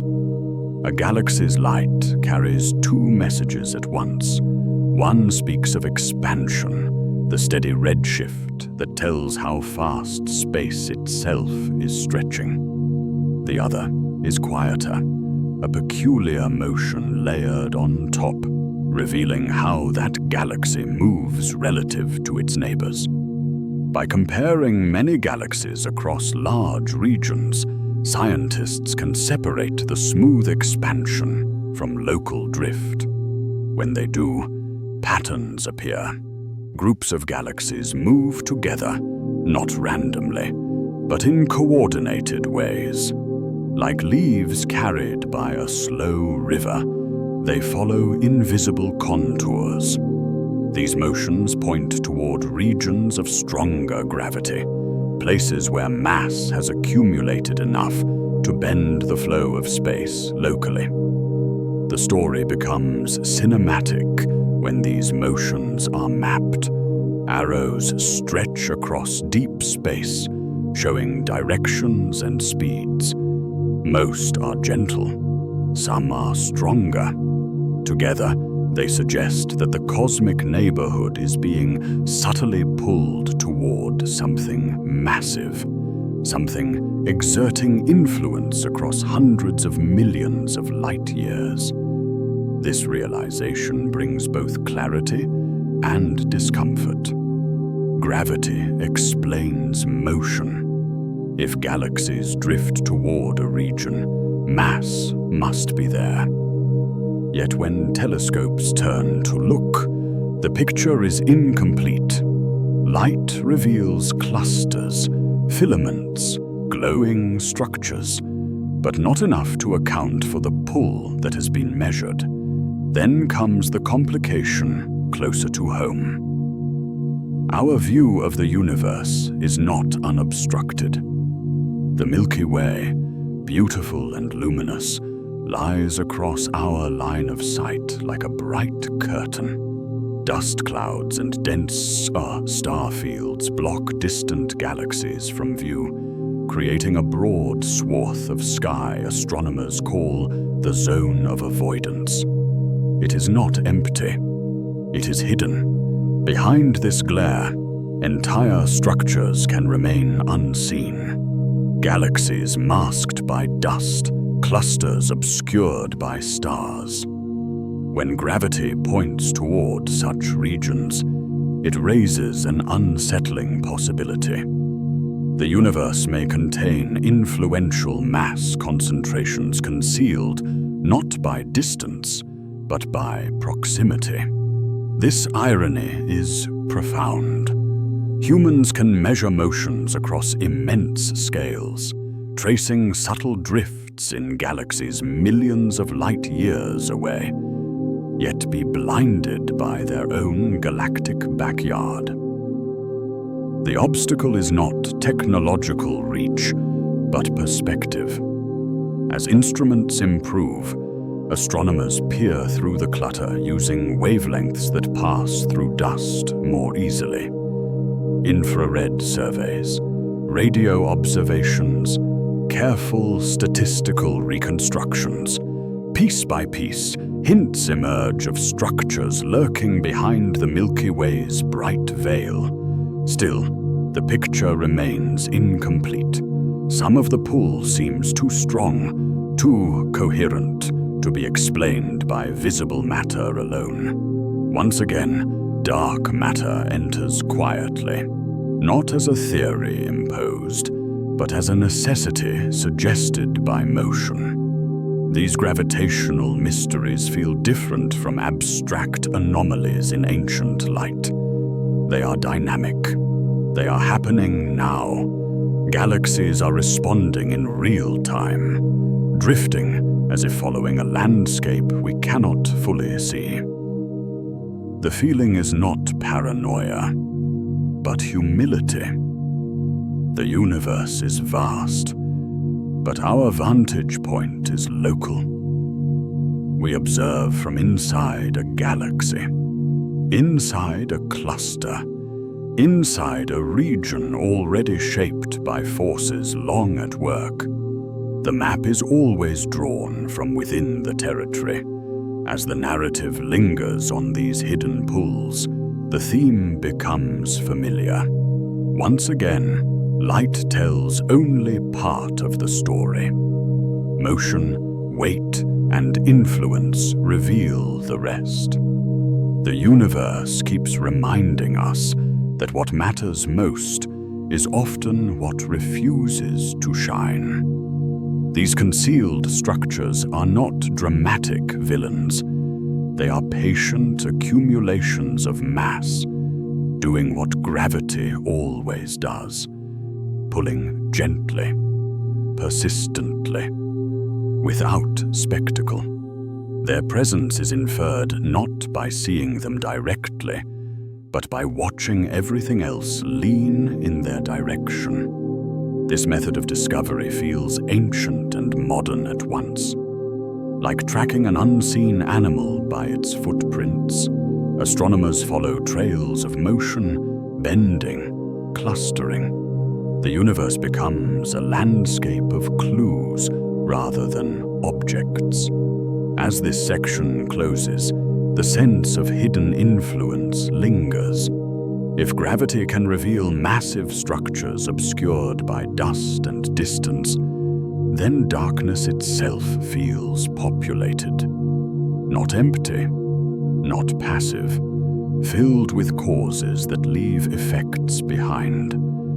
From here, the story widens again. Beyond hidden clusters and obscured walls of galaxies, there are objects hidden for different reasons. Not because they lie behind dust, but because they travel alone. Wanderers without stars, masses moving through the dark without a home. To follow them is to discover that even isolation does not mean absence, and that the universe may be filled with travelers no map was designed to show. Deep space is often imagined as distance, stars separated by light years, galaxies divided by voids. But there is another way to understand it, one that feels quieter and more intimate. Deep space is also what exists between systems, between suns, between the ordered clocks of orbits. And in those in-between regions, darkness may be far more inhabited than once believed. Not everything in the universe belongs to a system. During the birth of planetary systems, chaos is common. Young stars form surrounded by disks of gas and dust, where planets grow, migrate, and interact. Gravitational encounters are not always gentle. Large worlds can scatter smaller ones. Close passes can slingshot planets outward, ejecting them entirely.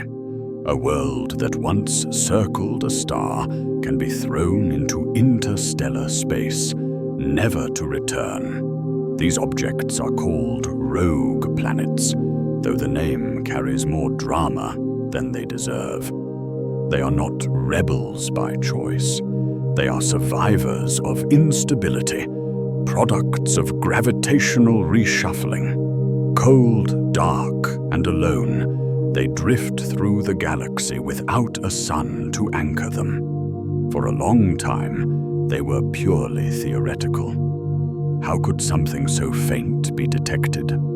A planet without a star produces almost no light. It does not announce itself. It does not trace a neat orbit. It moves silently through the dark, indistinguishable from emptiness, unless it happens to pass in front of something brighter. That chance alignment is the key. Astronomers learned to find these wanderers through microlensing, brief events where the gravity of a passing object bends the light of a distant star. For a short time, the background star brightens, then returns to normal. The lens leaves no mark afterward. Only a subtle signature in the light curve hints at the mass and motion of the unseen object. Most microlensing events are caused by stars, but some are too brief, too small. Their fingerprints match planetary masses with no visible host. These fleeting signals suggest the presence of free-floating worlds, drifting unnoticed until gravity briefly betrays them. In rare cases, a rogue planet may glow faintly in infrared, still warm from its formation, but this warmth fades with time. Older ones are truly dark, ancient, frozen. They carry no dawn, no sunset, no seasons, just endless night. The unsettling idea follows naturally. If planets can be ejected so easily, how many are there? Some surveys suggest that free-floating planets may be common, perhaps even more numerous than stars themselves. This is not a settled claim. The uncertainties are large, the detections are indirect, but the possibility alone shifts perspective. The galaxy may be filled with worlds that never see a sunrise. This thought does not arrive as alarm. It arrives as quiet wonder. Each of these planets has a story that ended early, or perhaps never began. They formed in warmth under a young sun, only to be flung into cold darkness. Over time, any atmosphere would freeze. Any surface would lock into stillness. They become cosmic drifters, carrying mass and history without light. They are reminders that order is local. Stability is temporary. The universe does not guarantee belonging. The idea expands further when attention turns to smaller travelers, not planets, but debris. Asteroids, comets, fragments of other systems. In recent years, humanity has detected objects passing through the solar system that did not originate here. Interstellar visitors moving too fast and on the wrong paths to be bound to the sun. These objects are subtle. They do not glow brightly. They do not announce themselves. They are noticed only because of careful tracking and patience. Their presence confirms something profound. Planetary systems do not keep all their debris. Material is exchanged. The galaxy is not a collection of isolated neighborhoods. It is a place of traffic. Each interstellar object is a message without intent, a fragment shaped elsewhere, passing briefly through our space, then continuing onward. It suggests that between stars there is motion, exchange, and history crossing paths. This reframes darkness again. The space between systems is not empty. It is a thoroughfare. The emotional tone here is loneliness, but not despair. A rogue planet drifting through space is solitary, but not meaningless. It is part of the galaxy's mass. Its gravity felt even if its light is not. It participates in the same cosmic story, just without companionship. There is something haunting about imagining such worlds. An Earth-sized planet, oceans frozen solid, drifting endlessly. Or a gas giant, stripped of warmth, its clouds collapsed into stillness. These are not places for life as we know it, yet they are worlds nonetheless. And the story does not stop at cold. Some rogue planets may carry internal heat, radioactive decay, residual warmth, thick atmospheres that trap what little energy remains. Beneath ice, oceans could persist for long periods, sealed away from the void. These possibilities are speculative, offered carefully, but they stretch imagination without breaking it. Here, darkness feels inhabited in a new way, not by civilizations, not by signals, but by mass, structure, and potential. Worlds that exist without witnesses. The audience is invited to feel the scale emotionally. The galaxy is not just a spiral of stars. It is a sea through which countless bodies drift, most unseen, most unnamed. Every point of darkness could hide a planet passing quietly, never to be detected. This realization softens the idea of emptiness. Space between stars becomes a place, not a gap. A realm with its own population, its own dynamics, its own stories unfolding in silence.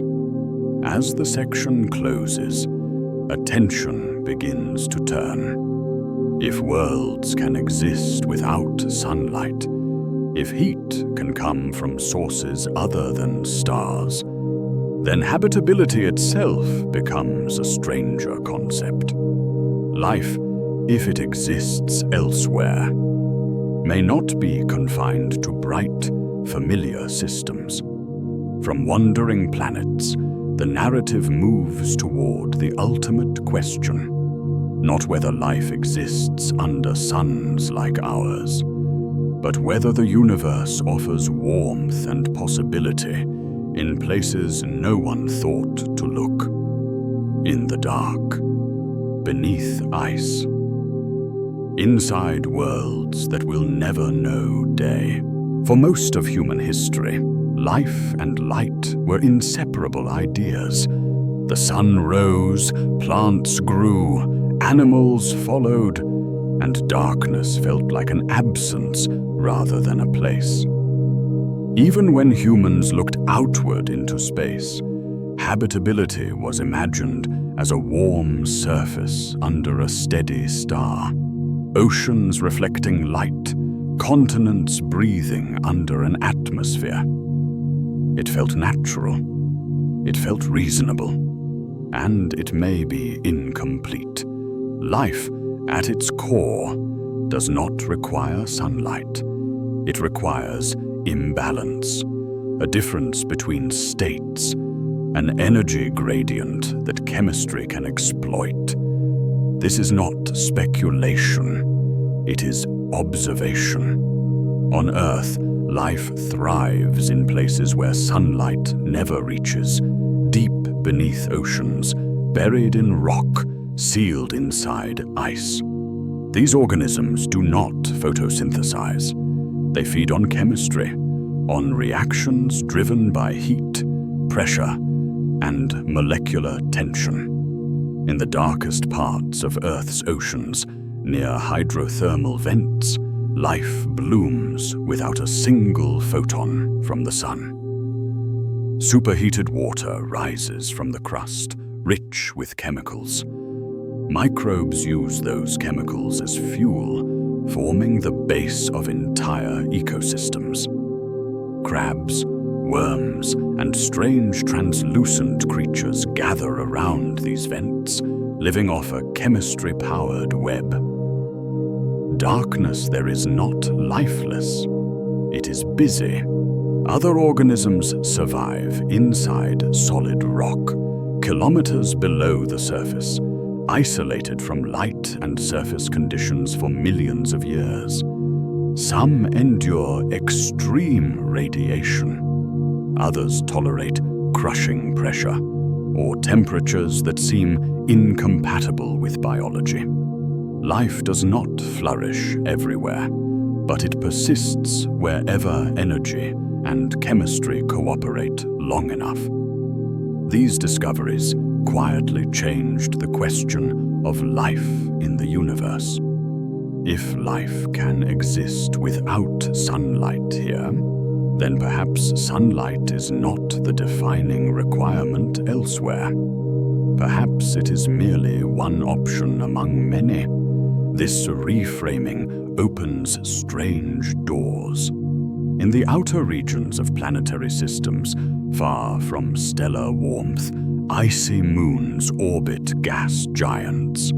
Beneath their frozen crusts, tidal forces stretch and squeeze their interiors, generating heat.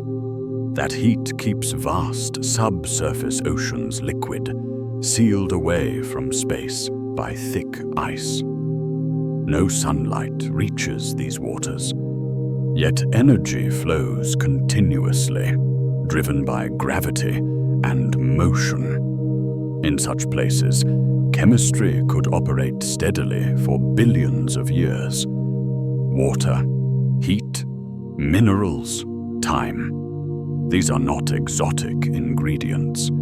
They are common, and they exist in darkness.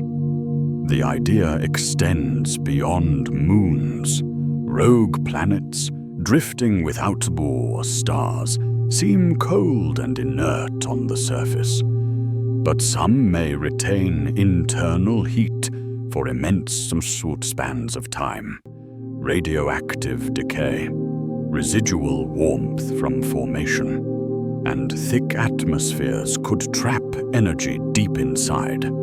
Beneath frozen shells, liquid layers might persist, isolated but stable.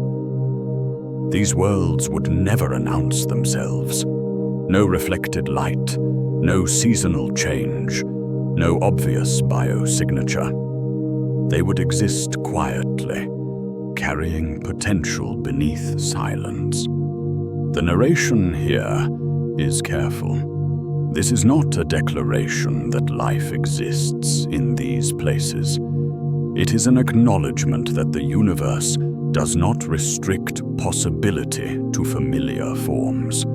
The ingredients of habitability may assemble in ways that do not resemble Earth's surface at all. Darkness, then, becomes ambiguous. It may mean empty, or it may mean concealed. There is something meditative about this idea. Life not as a spectacle, but as persistence. Not spreading across landscapes, but enduring within pockets of energy. If such life exists, It would not shape planets into visible gardens. It would leave few marks detectable across light years. This challenges how humans search. Telescopes look for atmospheres, for oxygen, for surface signatures. But subsurface life, or chemistry-driven ecosystems, may not advertise themselves. They may remain hidden even as instruments improve. The universe, once again, resists easy answers.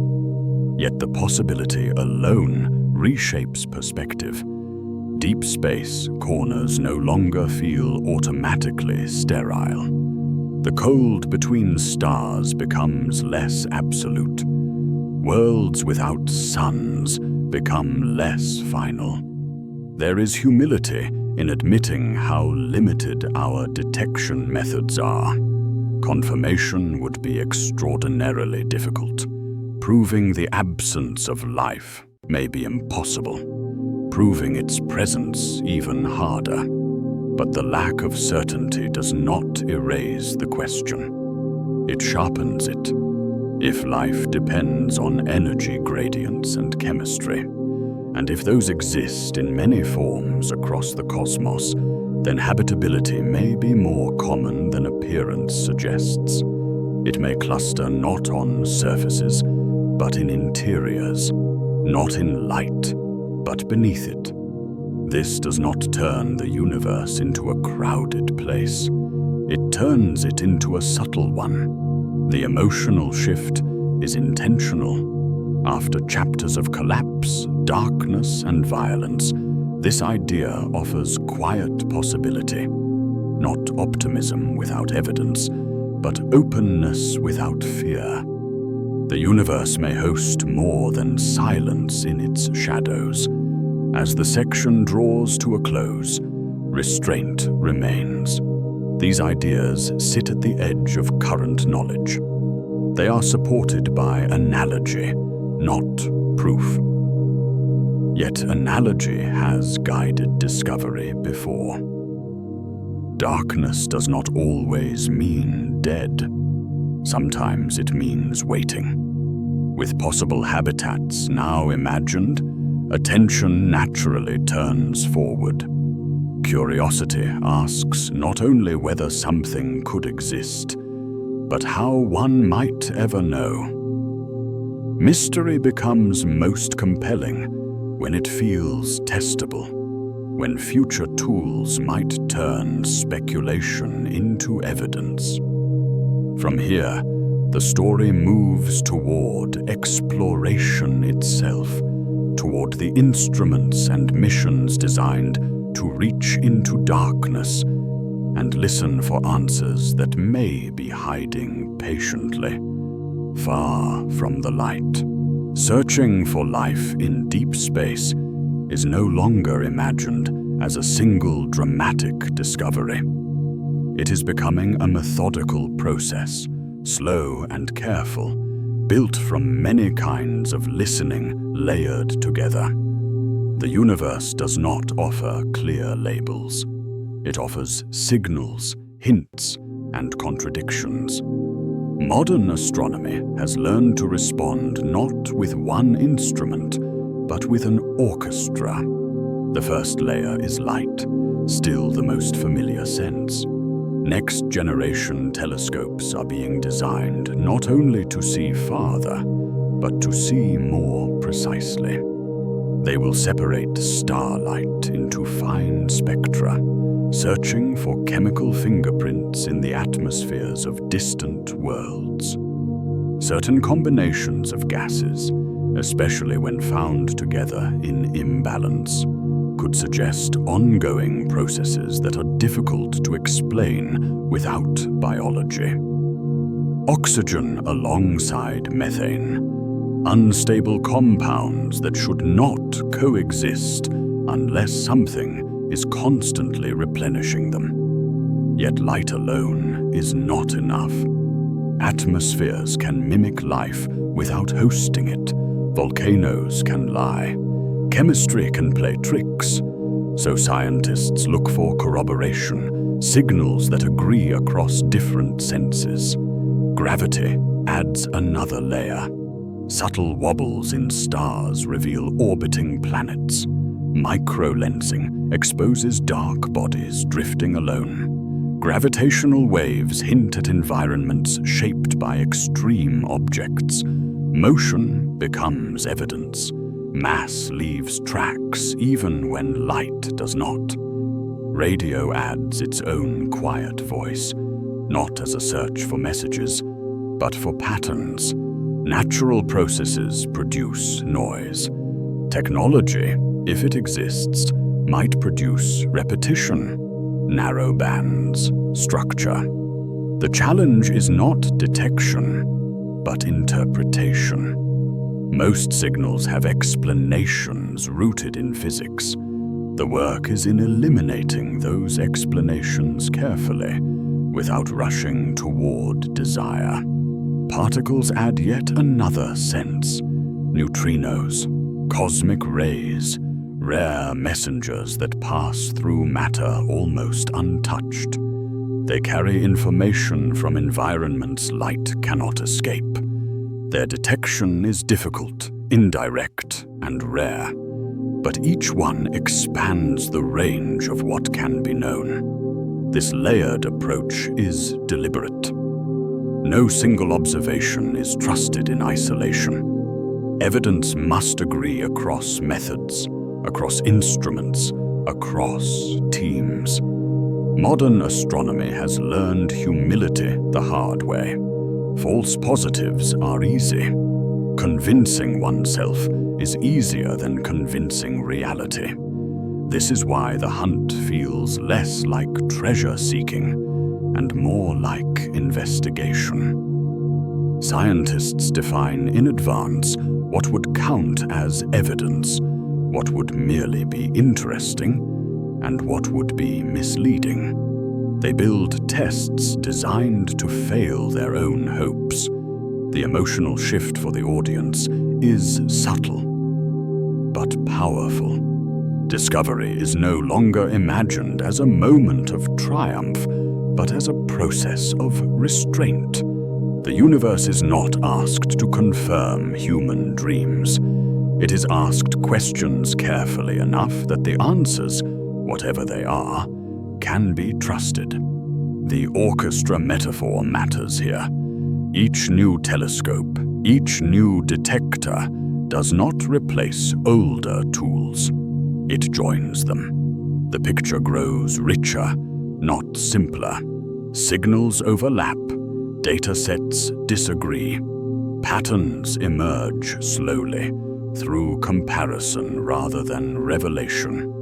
And then comes the twist most people do not expect. Better tools often deepen mystery before resolving it. Higher resolution exposes irregularities that were once smoothed over.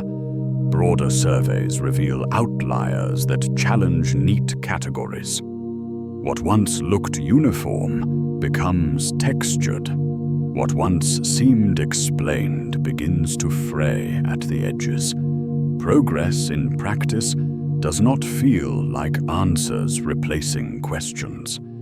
It feels like questions multiplying. This is not failure. It is refinement. As instruments grow more sensitive, the universe reveals complexity that was always there. Anomalies appear not because reality has changed, but because perception has sharpened. Each generation of tools inherits the surprises left behind by the last. This prepares the audience for a sobering thought. Even with perfect instruments, there may be limits. Distance itself sets boundaries. The speed of light defines a horizon beyond which information cannot arrive. Expansion stretches signals until they fade into noise. Some regions of the universe may already be unreachable, not because of technological weakness, but because of cosmic geometry.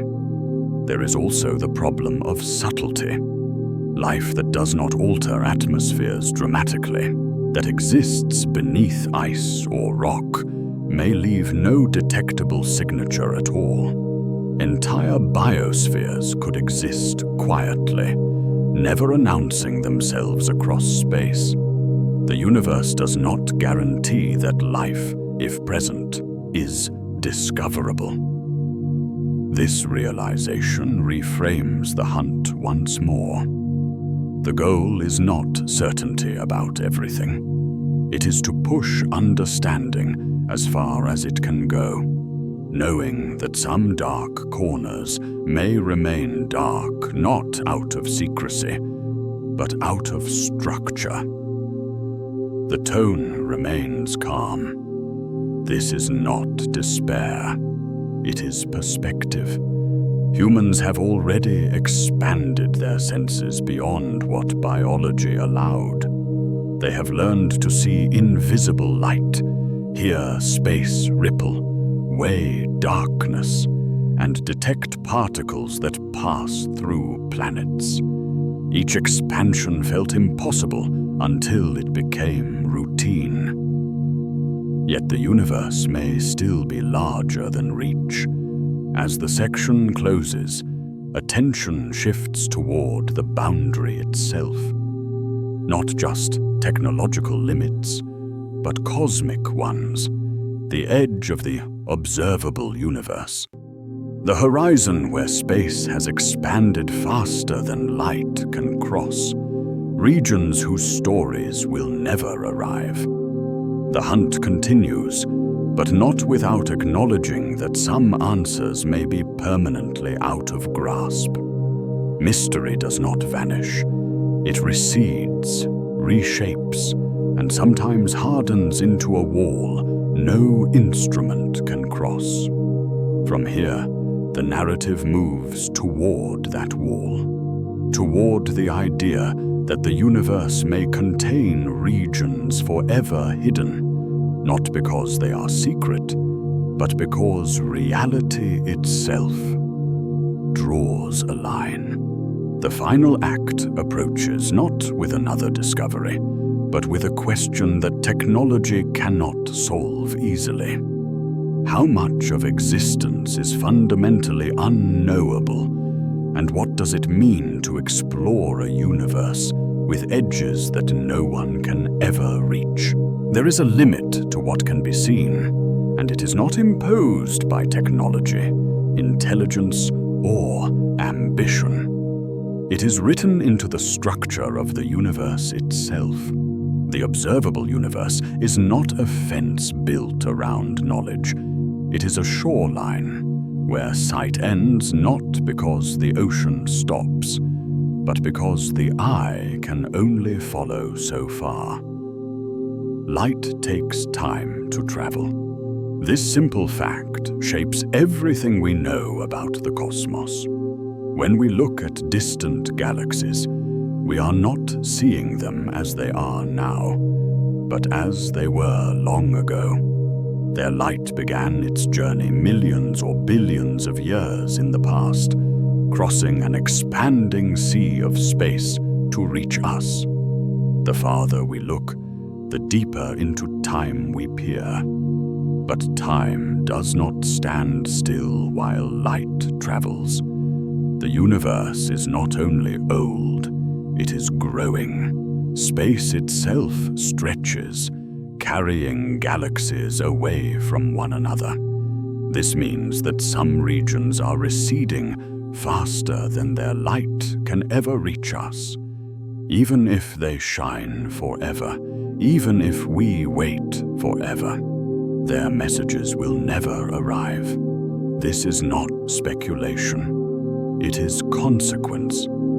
Imagine placing a message in a bottle on a calm sea, watching it drift away. Now imagine the sea itself expanding, the water between you and the bottle growing faster than the bottle can float back. No matter how long you wait, the distance increases. The message exists. It is real. but it is unreachable. This is how the observable universe works. There are galaxies whose light is reaching us now for the last time. Their future light will never arrive. As space accelerates outward, driven by dark energy, those galaxies slip beyond the cosmic horizon. Not destroyed, not erased, simply disconnected. This realization arrives quietly, but it reshapes perspective profoundly. The universe is larger than what can ever be observed, even in principle. There are regions already sealed off by time and expansion, places whose stories will never intersect with ours again. The engagement here is not fear, but awe. These galaxies are not hidden behind dust or darkness. They are hidden behind physics. The universe's own rules draw a boundary around knowledge. It is not a failure of observation. It is a property of reality. As dark energy continues to accelerate expansion, this isolation increases. Over cosmic time, more and more of the universe slips beyond reach. The observable portion becomes a smaller island in an ever-growing ocean. Galaxies outside our local group will fade from view, not because they stop shining, but because their light stretches until it dissolves into the background. Future observers, if they exist, may see a quieter sky, fewer galaxies, less evidence of a larger cosmos. The universe will not shrink. Knowledge will. This introduces a gentle existential tension. Humanity lives at a moment when the universe is still visible in its vastness, when ancient light still reaches us, when clues about origins and structure remain accessible. This window is not eternal. What does it mean to pursue knowledge in a universe that contains truths that cannot be observed directly? Science is built on evidence, on testable ideas, on signals that arrive. But here, reality itself withholds information, not out of secrecy, but out of geometry and time. This does not make science futile. It gives it context. The observable universe is not the whole universe. It is the portion that can communicate with us. Beyond it, existence continues without interaction. There may be galaxies forming, stars igniting, worlds evolving, all forever disconnected from our story. The narration remains calm, because this is not loss. It is scale. Human curiosity evolved in small spaces, on a small planet, under one star. To confront a universe where not everything can be known is not a defeat. It is an invitation to humility, to recognize that seeking does not guarantee possession. And yet, within this boundary, discovery continues. The horizon does not stop inquiry. It defines it. Everything within reach becomes more precious, because it is reachable at all. The shoreline metaphor matters. Standing at the edge of an ocean does not diminish the sea. It deepens appreciation. One does not need to cross every wave to feel wonder. The section closes by turning the question inward. If the universe contains permanent mystery, how does science respond? Does it retreat? Does it speculate wildly? Or does it learn to live comfortably with edges, drawing knowledge carefully up to the boundary without pretending it does not exist? From here, the story does not push farther outward. It turns back toward the human response to limits, toward the discipline required to explore responsibly in a cosmos that is both generous and closed, revealing and withholding at the same time. When the universe grows quiet, when discoveries slow and answers refuse to arrive cleanly, something deeper is revealed. Not about space, but about the human mind. Science is often imagined as a machine for certainty, a process that turns questions into answers and darkness into light. In practice, it is something gentler and more disciplined. It is a way of walking through uncertainty without pretending it is not there. Every model humans build begins as an act of imagination, but not a free one. It is imagination constrained by evidence, shaped by rules, and constantly tested against reality's refusal to cooperate. This is how astronomy has always worked. Observations suggest patterns. Patterns inspire explanations. Explanations are tested, revised, or abandoned. The cycle never ends because the universe never stops offering new complications. Dark matter sits near the stable end of this spectrum. Its effects are seen everywhere. Galaxies rotate the wrong way. Light bends around invisible mass. Large-scale structure demands its presence. And yet, its nature remains unknown. Confidence and ignorance coexist without contradiction. The evidence is strong. The explanation is incomplete. Dark energy sits farther along the line. Its influence is inferred from cosmic expansion, from distant light arriving dimmer than expected. The acceleration is real, the cause is not. Here models compete carefully. Each explains part of the picture. None claims victory. The uncertainty is larger, but it is acknowledged openly. Black holes offer another lesson. Their existence is no longer debated. Their horizons are mapped. Their mergers are heard. But their interiors remain sealed. The word singularity marks a boundary in knowledge, not a triumph.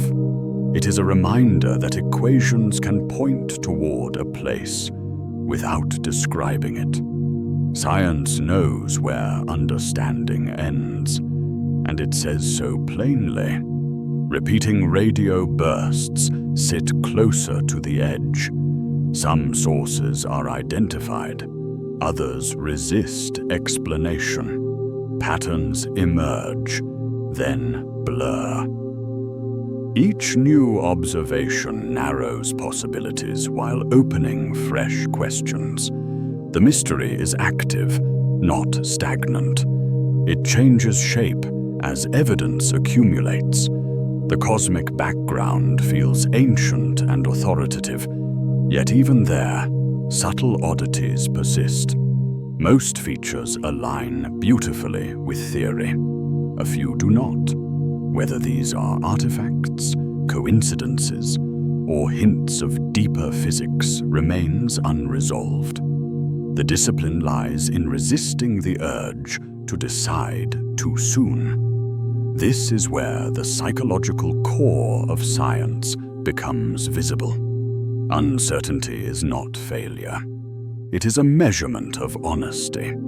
To say, "we do not know," is not an admission of weakness.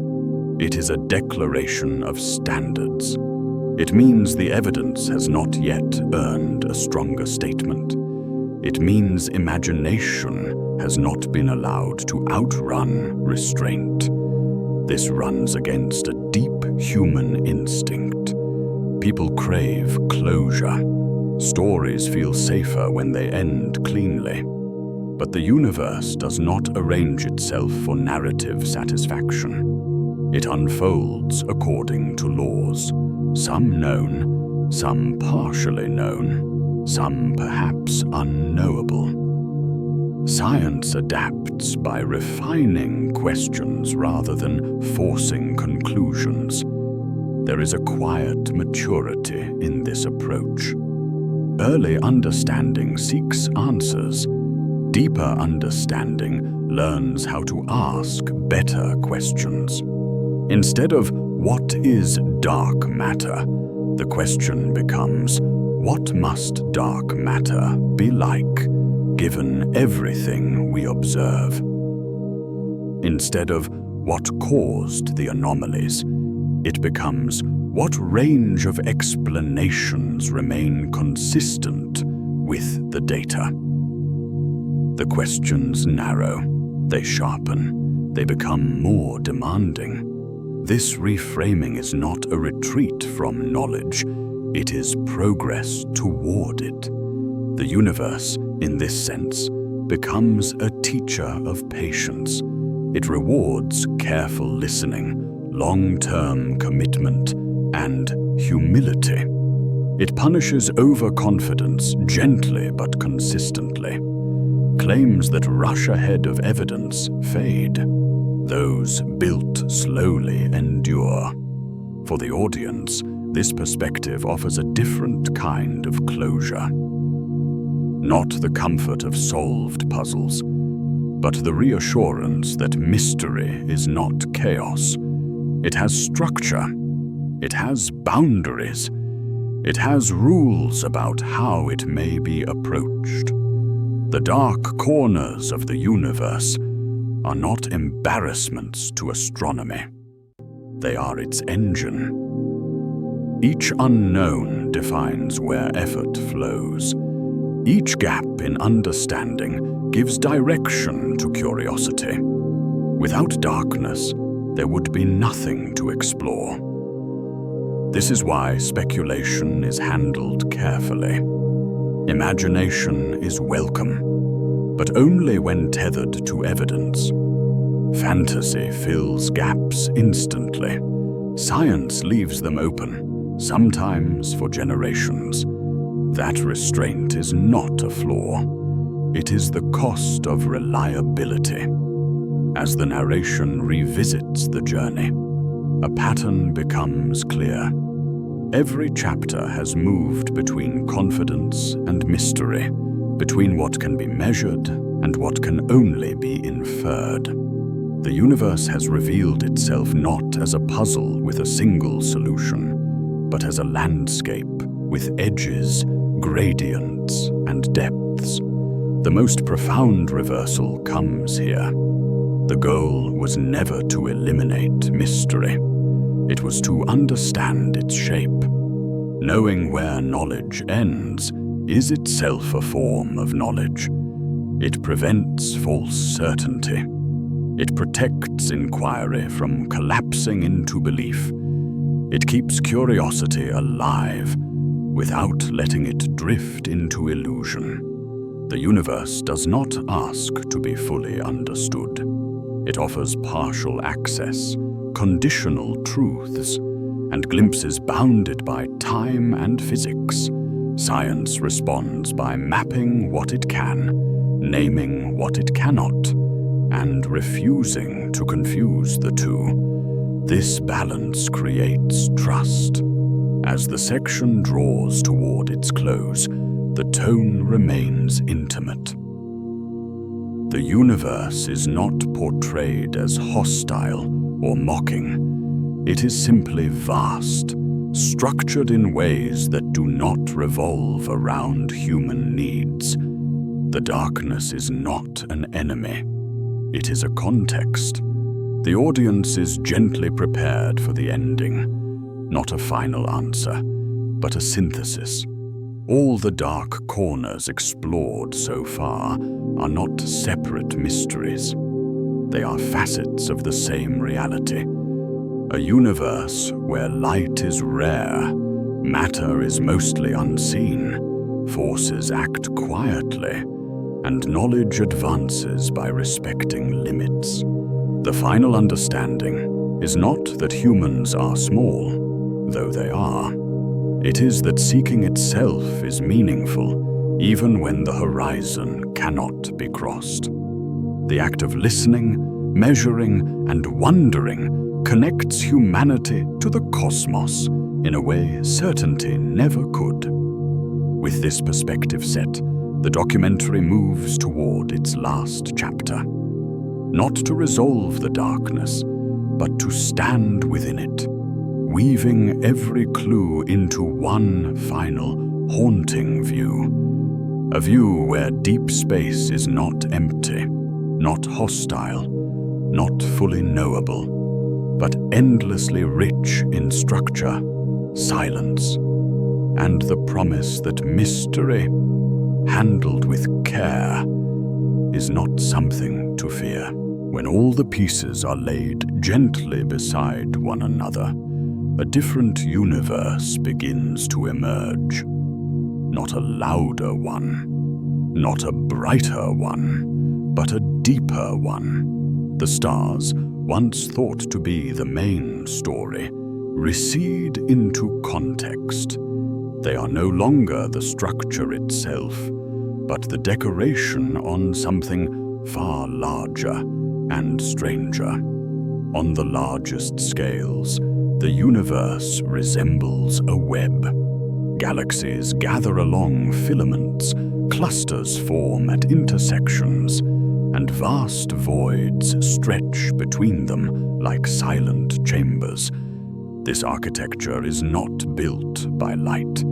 It is guided by gravity acting on something invisible.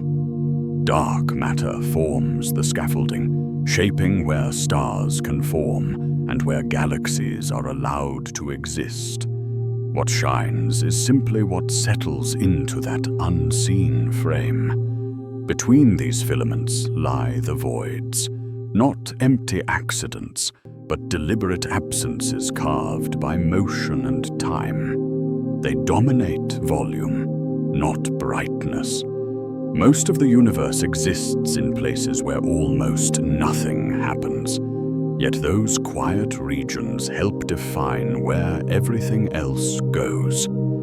Absence becomes a force. Silence becomes structure. Over all of this, space itself stretches. The expansion does not slow. It accelerates. Dark energy presses outward, gently but relentlessly, pulling galaxies apart and widening the gaps between islands of matter. It does not announce itself with drama. It reveals its presence through patience, through light that arrives dimmer than expected, through distances that grow faster than intuition allows. Inward, the universe folds again. Black holes collapse space-time into boundaries where information stops. Neutron stars compress matter into dense rooms where atomic structure dissolves. These extremes do not contradict expansion. They coexist with it, reminders that the universe holds opposites in balance, stretching and collapsing, dispersing and concentrating all at once. Across this landscape, signals travel. Some move as light, others as vibrations in space itself. Gravitational waves ripple outward from collisions, carrying stories no telescope could see. Neutrinos slip through matter untouched, whispering of violent interiors. Radio bursts flash briefly, then repeat or vanish forever. Each messenger adds a layer, a texture, a new way of sensing what would otherwise remain hidden. This is the first deep realization. Light is the minority voice. Most of the universe does not glow. Most of its mass is invisible. Most of its energy is inferred rather than seen. The cosmos is not built for spectacle. It is built for influence. What matters most is what shapes motion, bends light, stretches space, and governs fate, whether or not it ever becomes visible. The second realization is quieter and more personal. Humans live in a universe where the most influential realities are indirect. Dark matter is known by the way galaxies behave. Dark energy is known by how expansion accelerates. Black hole interiors are known by where understanding fails. Even the earliest moments of existence are known through faint afterglow and subtle ripples, not direct memory. Reality reveals itself through effects, not explanations. This could feel unsettling. It could suggest distance between mind and cosmos, a permanent barrier. But there is another way to hear it. The universe is not withholding itself. It is communicating in the only way it can, through structure, motion, and consequence. It speaks in gravity, in distortion, in pattern, in silence. And humans have learned to listen. Multi-messenger astronomy marks a turning point. No longer is the universe interpreted through light alone. Space can be heard. Mass can be weighed without touch. Invisible events can be reconstructed from echoes. Each new method does not replace the old. It joins them, weaving a richer understanding from many incomplete views. This is progress without finality. Each layer peeled back reveals another beneath it. Each answer reframes the question. The dark corners do not retreat. They reorganize. They become sharper, more defined, more honest. There is something almost sacred in this restraint. The universe is not forced into human categories. It is allowed to remain vast, partially unknowable, yet deeply coherent. Mystery is not a flaw in the design.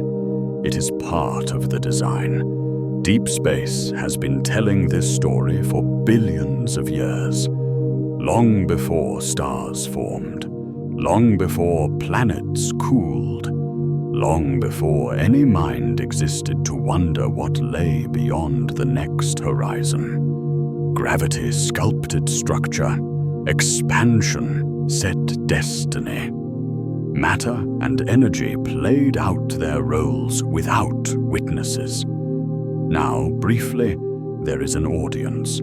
Humans arrived late to the story, but not too late to listen. With fragile instruments and patient reasoning, they trace what cannot be seen, measure what cannot be touched, and accept what cannot be reached. They stand inside a universe that does not center them, yet allows them to understand pieces of it anyway.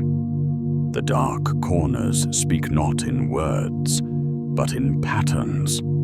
They say that reality is larger than appearance, that influence does not require visibility, that silence can shape outcomes as surely as noise. They say that knowledge is not ownership, but relationship, a dialogue between curiosity and limit.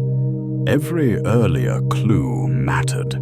The voids, the unseen mass, the accelerating expansion. The collapsing stars, the fleeting signals, the ancient light, the hidden pulls, the wandering worlds. Each was a fragment of the same message, delivered in different languages. The universe is not empty where it is dark.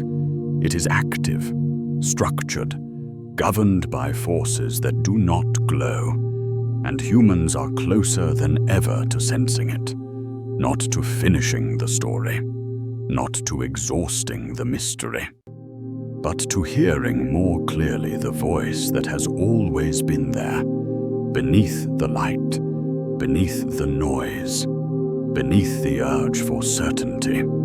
As this section settles into silence, the feeling is not conclusion, but coherence. The cosmos does not resolve into simplicity. It resolves into connection. Everything seen is supported by what is unseen. Everything known rests on what is not. Deep space has been speaking all along. Only recently have we learned how to listen. Imagine a single photon, released without ceremony, slipping quietly into existence somewhere deep in a cosmic void. There is no star nearby, no galaxy to give it context, just darkness, stretched thin across distances so large that direction itself feels optional. The photon does not know where it is going. It only knows how to move. It travels for ages through near nothingness. No collisions, no interruptions. Space expands gently around it, lengthening its wavelength, softening its energy. Time passes without markers. In this emptiness, the universe feels patient, unhurried, content to let motion unfold without witness. Eventually, far ahead, structure begins to appear. Not suddenly, but gradually, like a shoreline emerging from mist. A filament of galaxies stretches across space, a delicate thread woven from gravity and time. The photon glides past clusters where stars burn brightly, each one a brief protest against darkness. It does not stop. It cannot stop. As it passes near these luminous islands, its path bends slightly. Invisible mass curves space, guiding the photon without touching it. Dark halos surround galaxies, vast and silent, outweighing the stars they cradle. The photon feels their presence not as force, but as geometry. Space itself leans.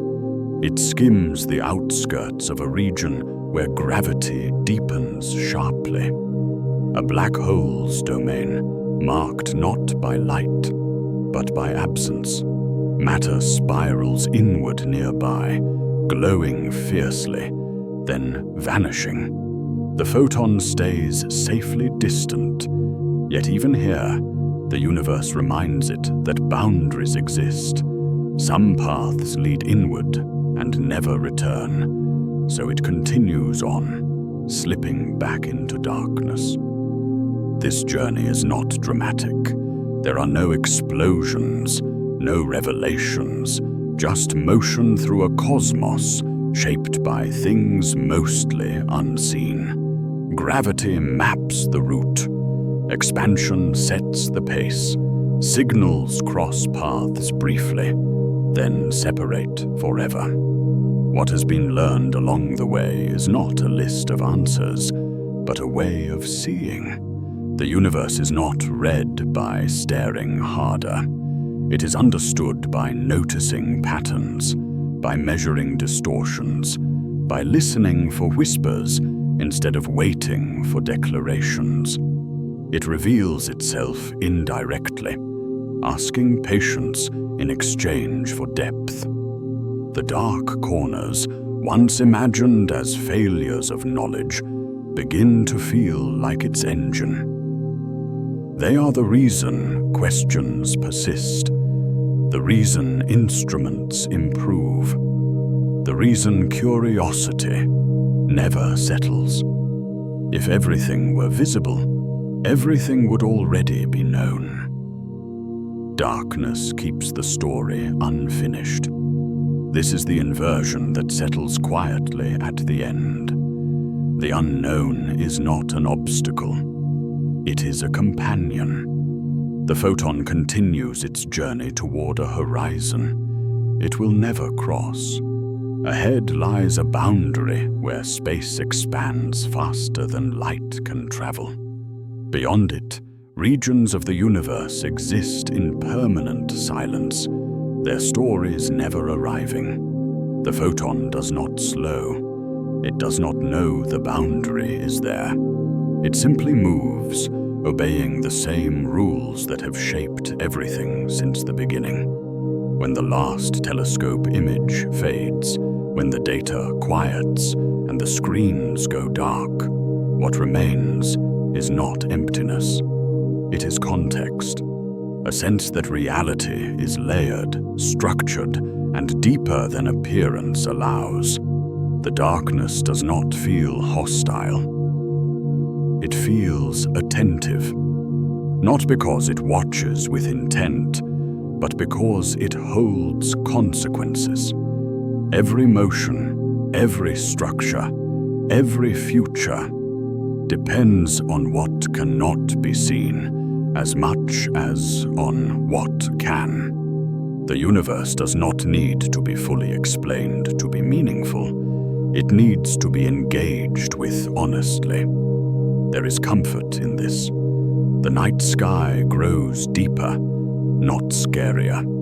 Each unanswered question becomes an invitation rather than a threat. To listen again, to look again, to notice what was missed the first time. The map still ends where it always did, but the edge no longer feels like a warning. It feels like a threshold. The darkness remains, and so does the human need to step toward it. If your eyes are feeling heavy now, that's perfectly okay. Let your shoulders soften. Let your breathing find its own slow rhythm. Allow the thoughts sparked by curiosity to drift gently like paw prints fading in fresh snow. If you've enjoyed this calm exploration, you're always welcome to like or subscribe or share a quiet thought below. And if you're still awake and curious, there's another gentle journey waiting on your screen, ready whenever you are. But for now, there's nothing left to do. The night can hold the rest. Let the images fade.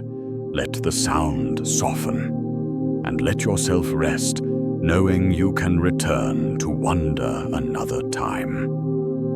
Sleep well, and good night.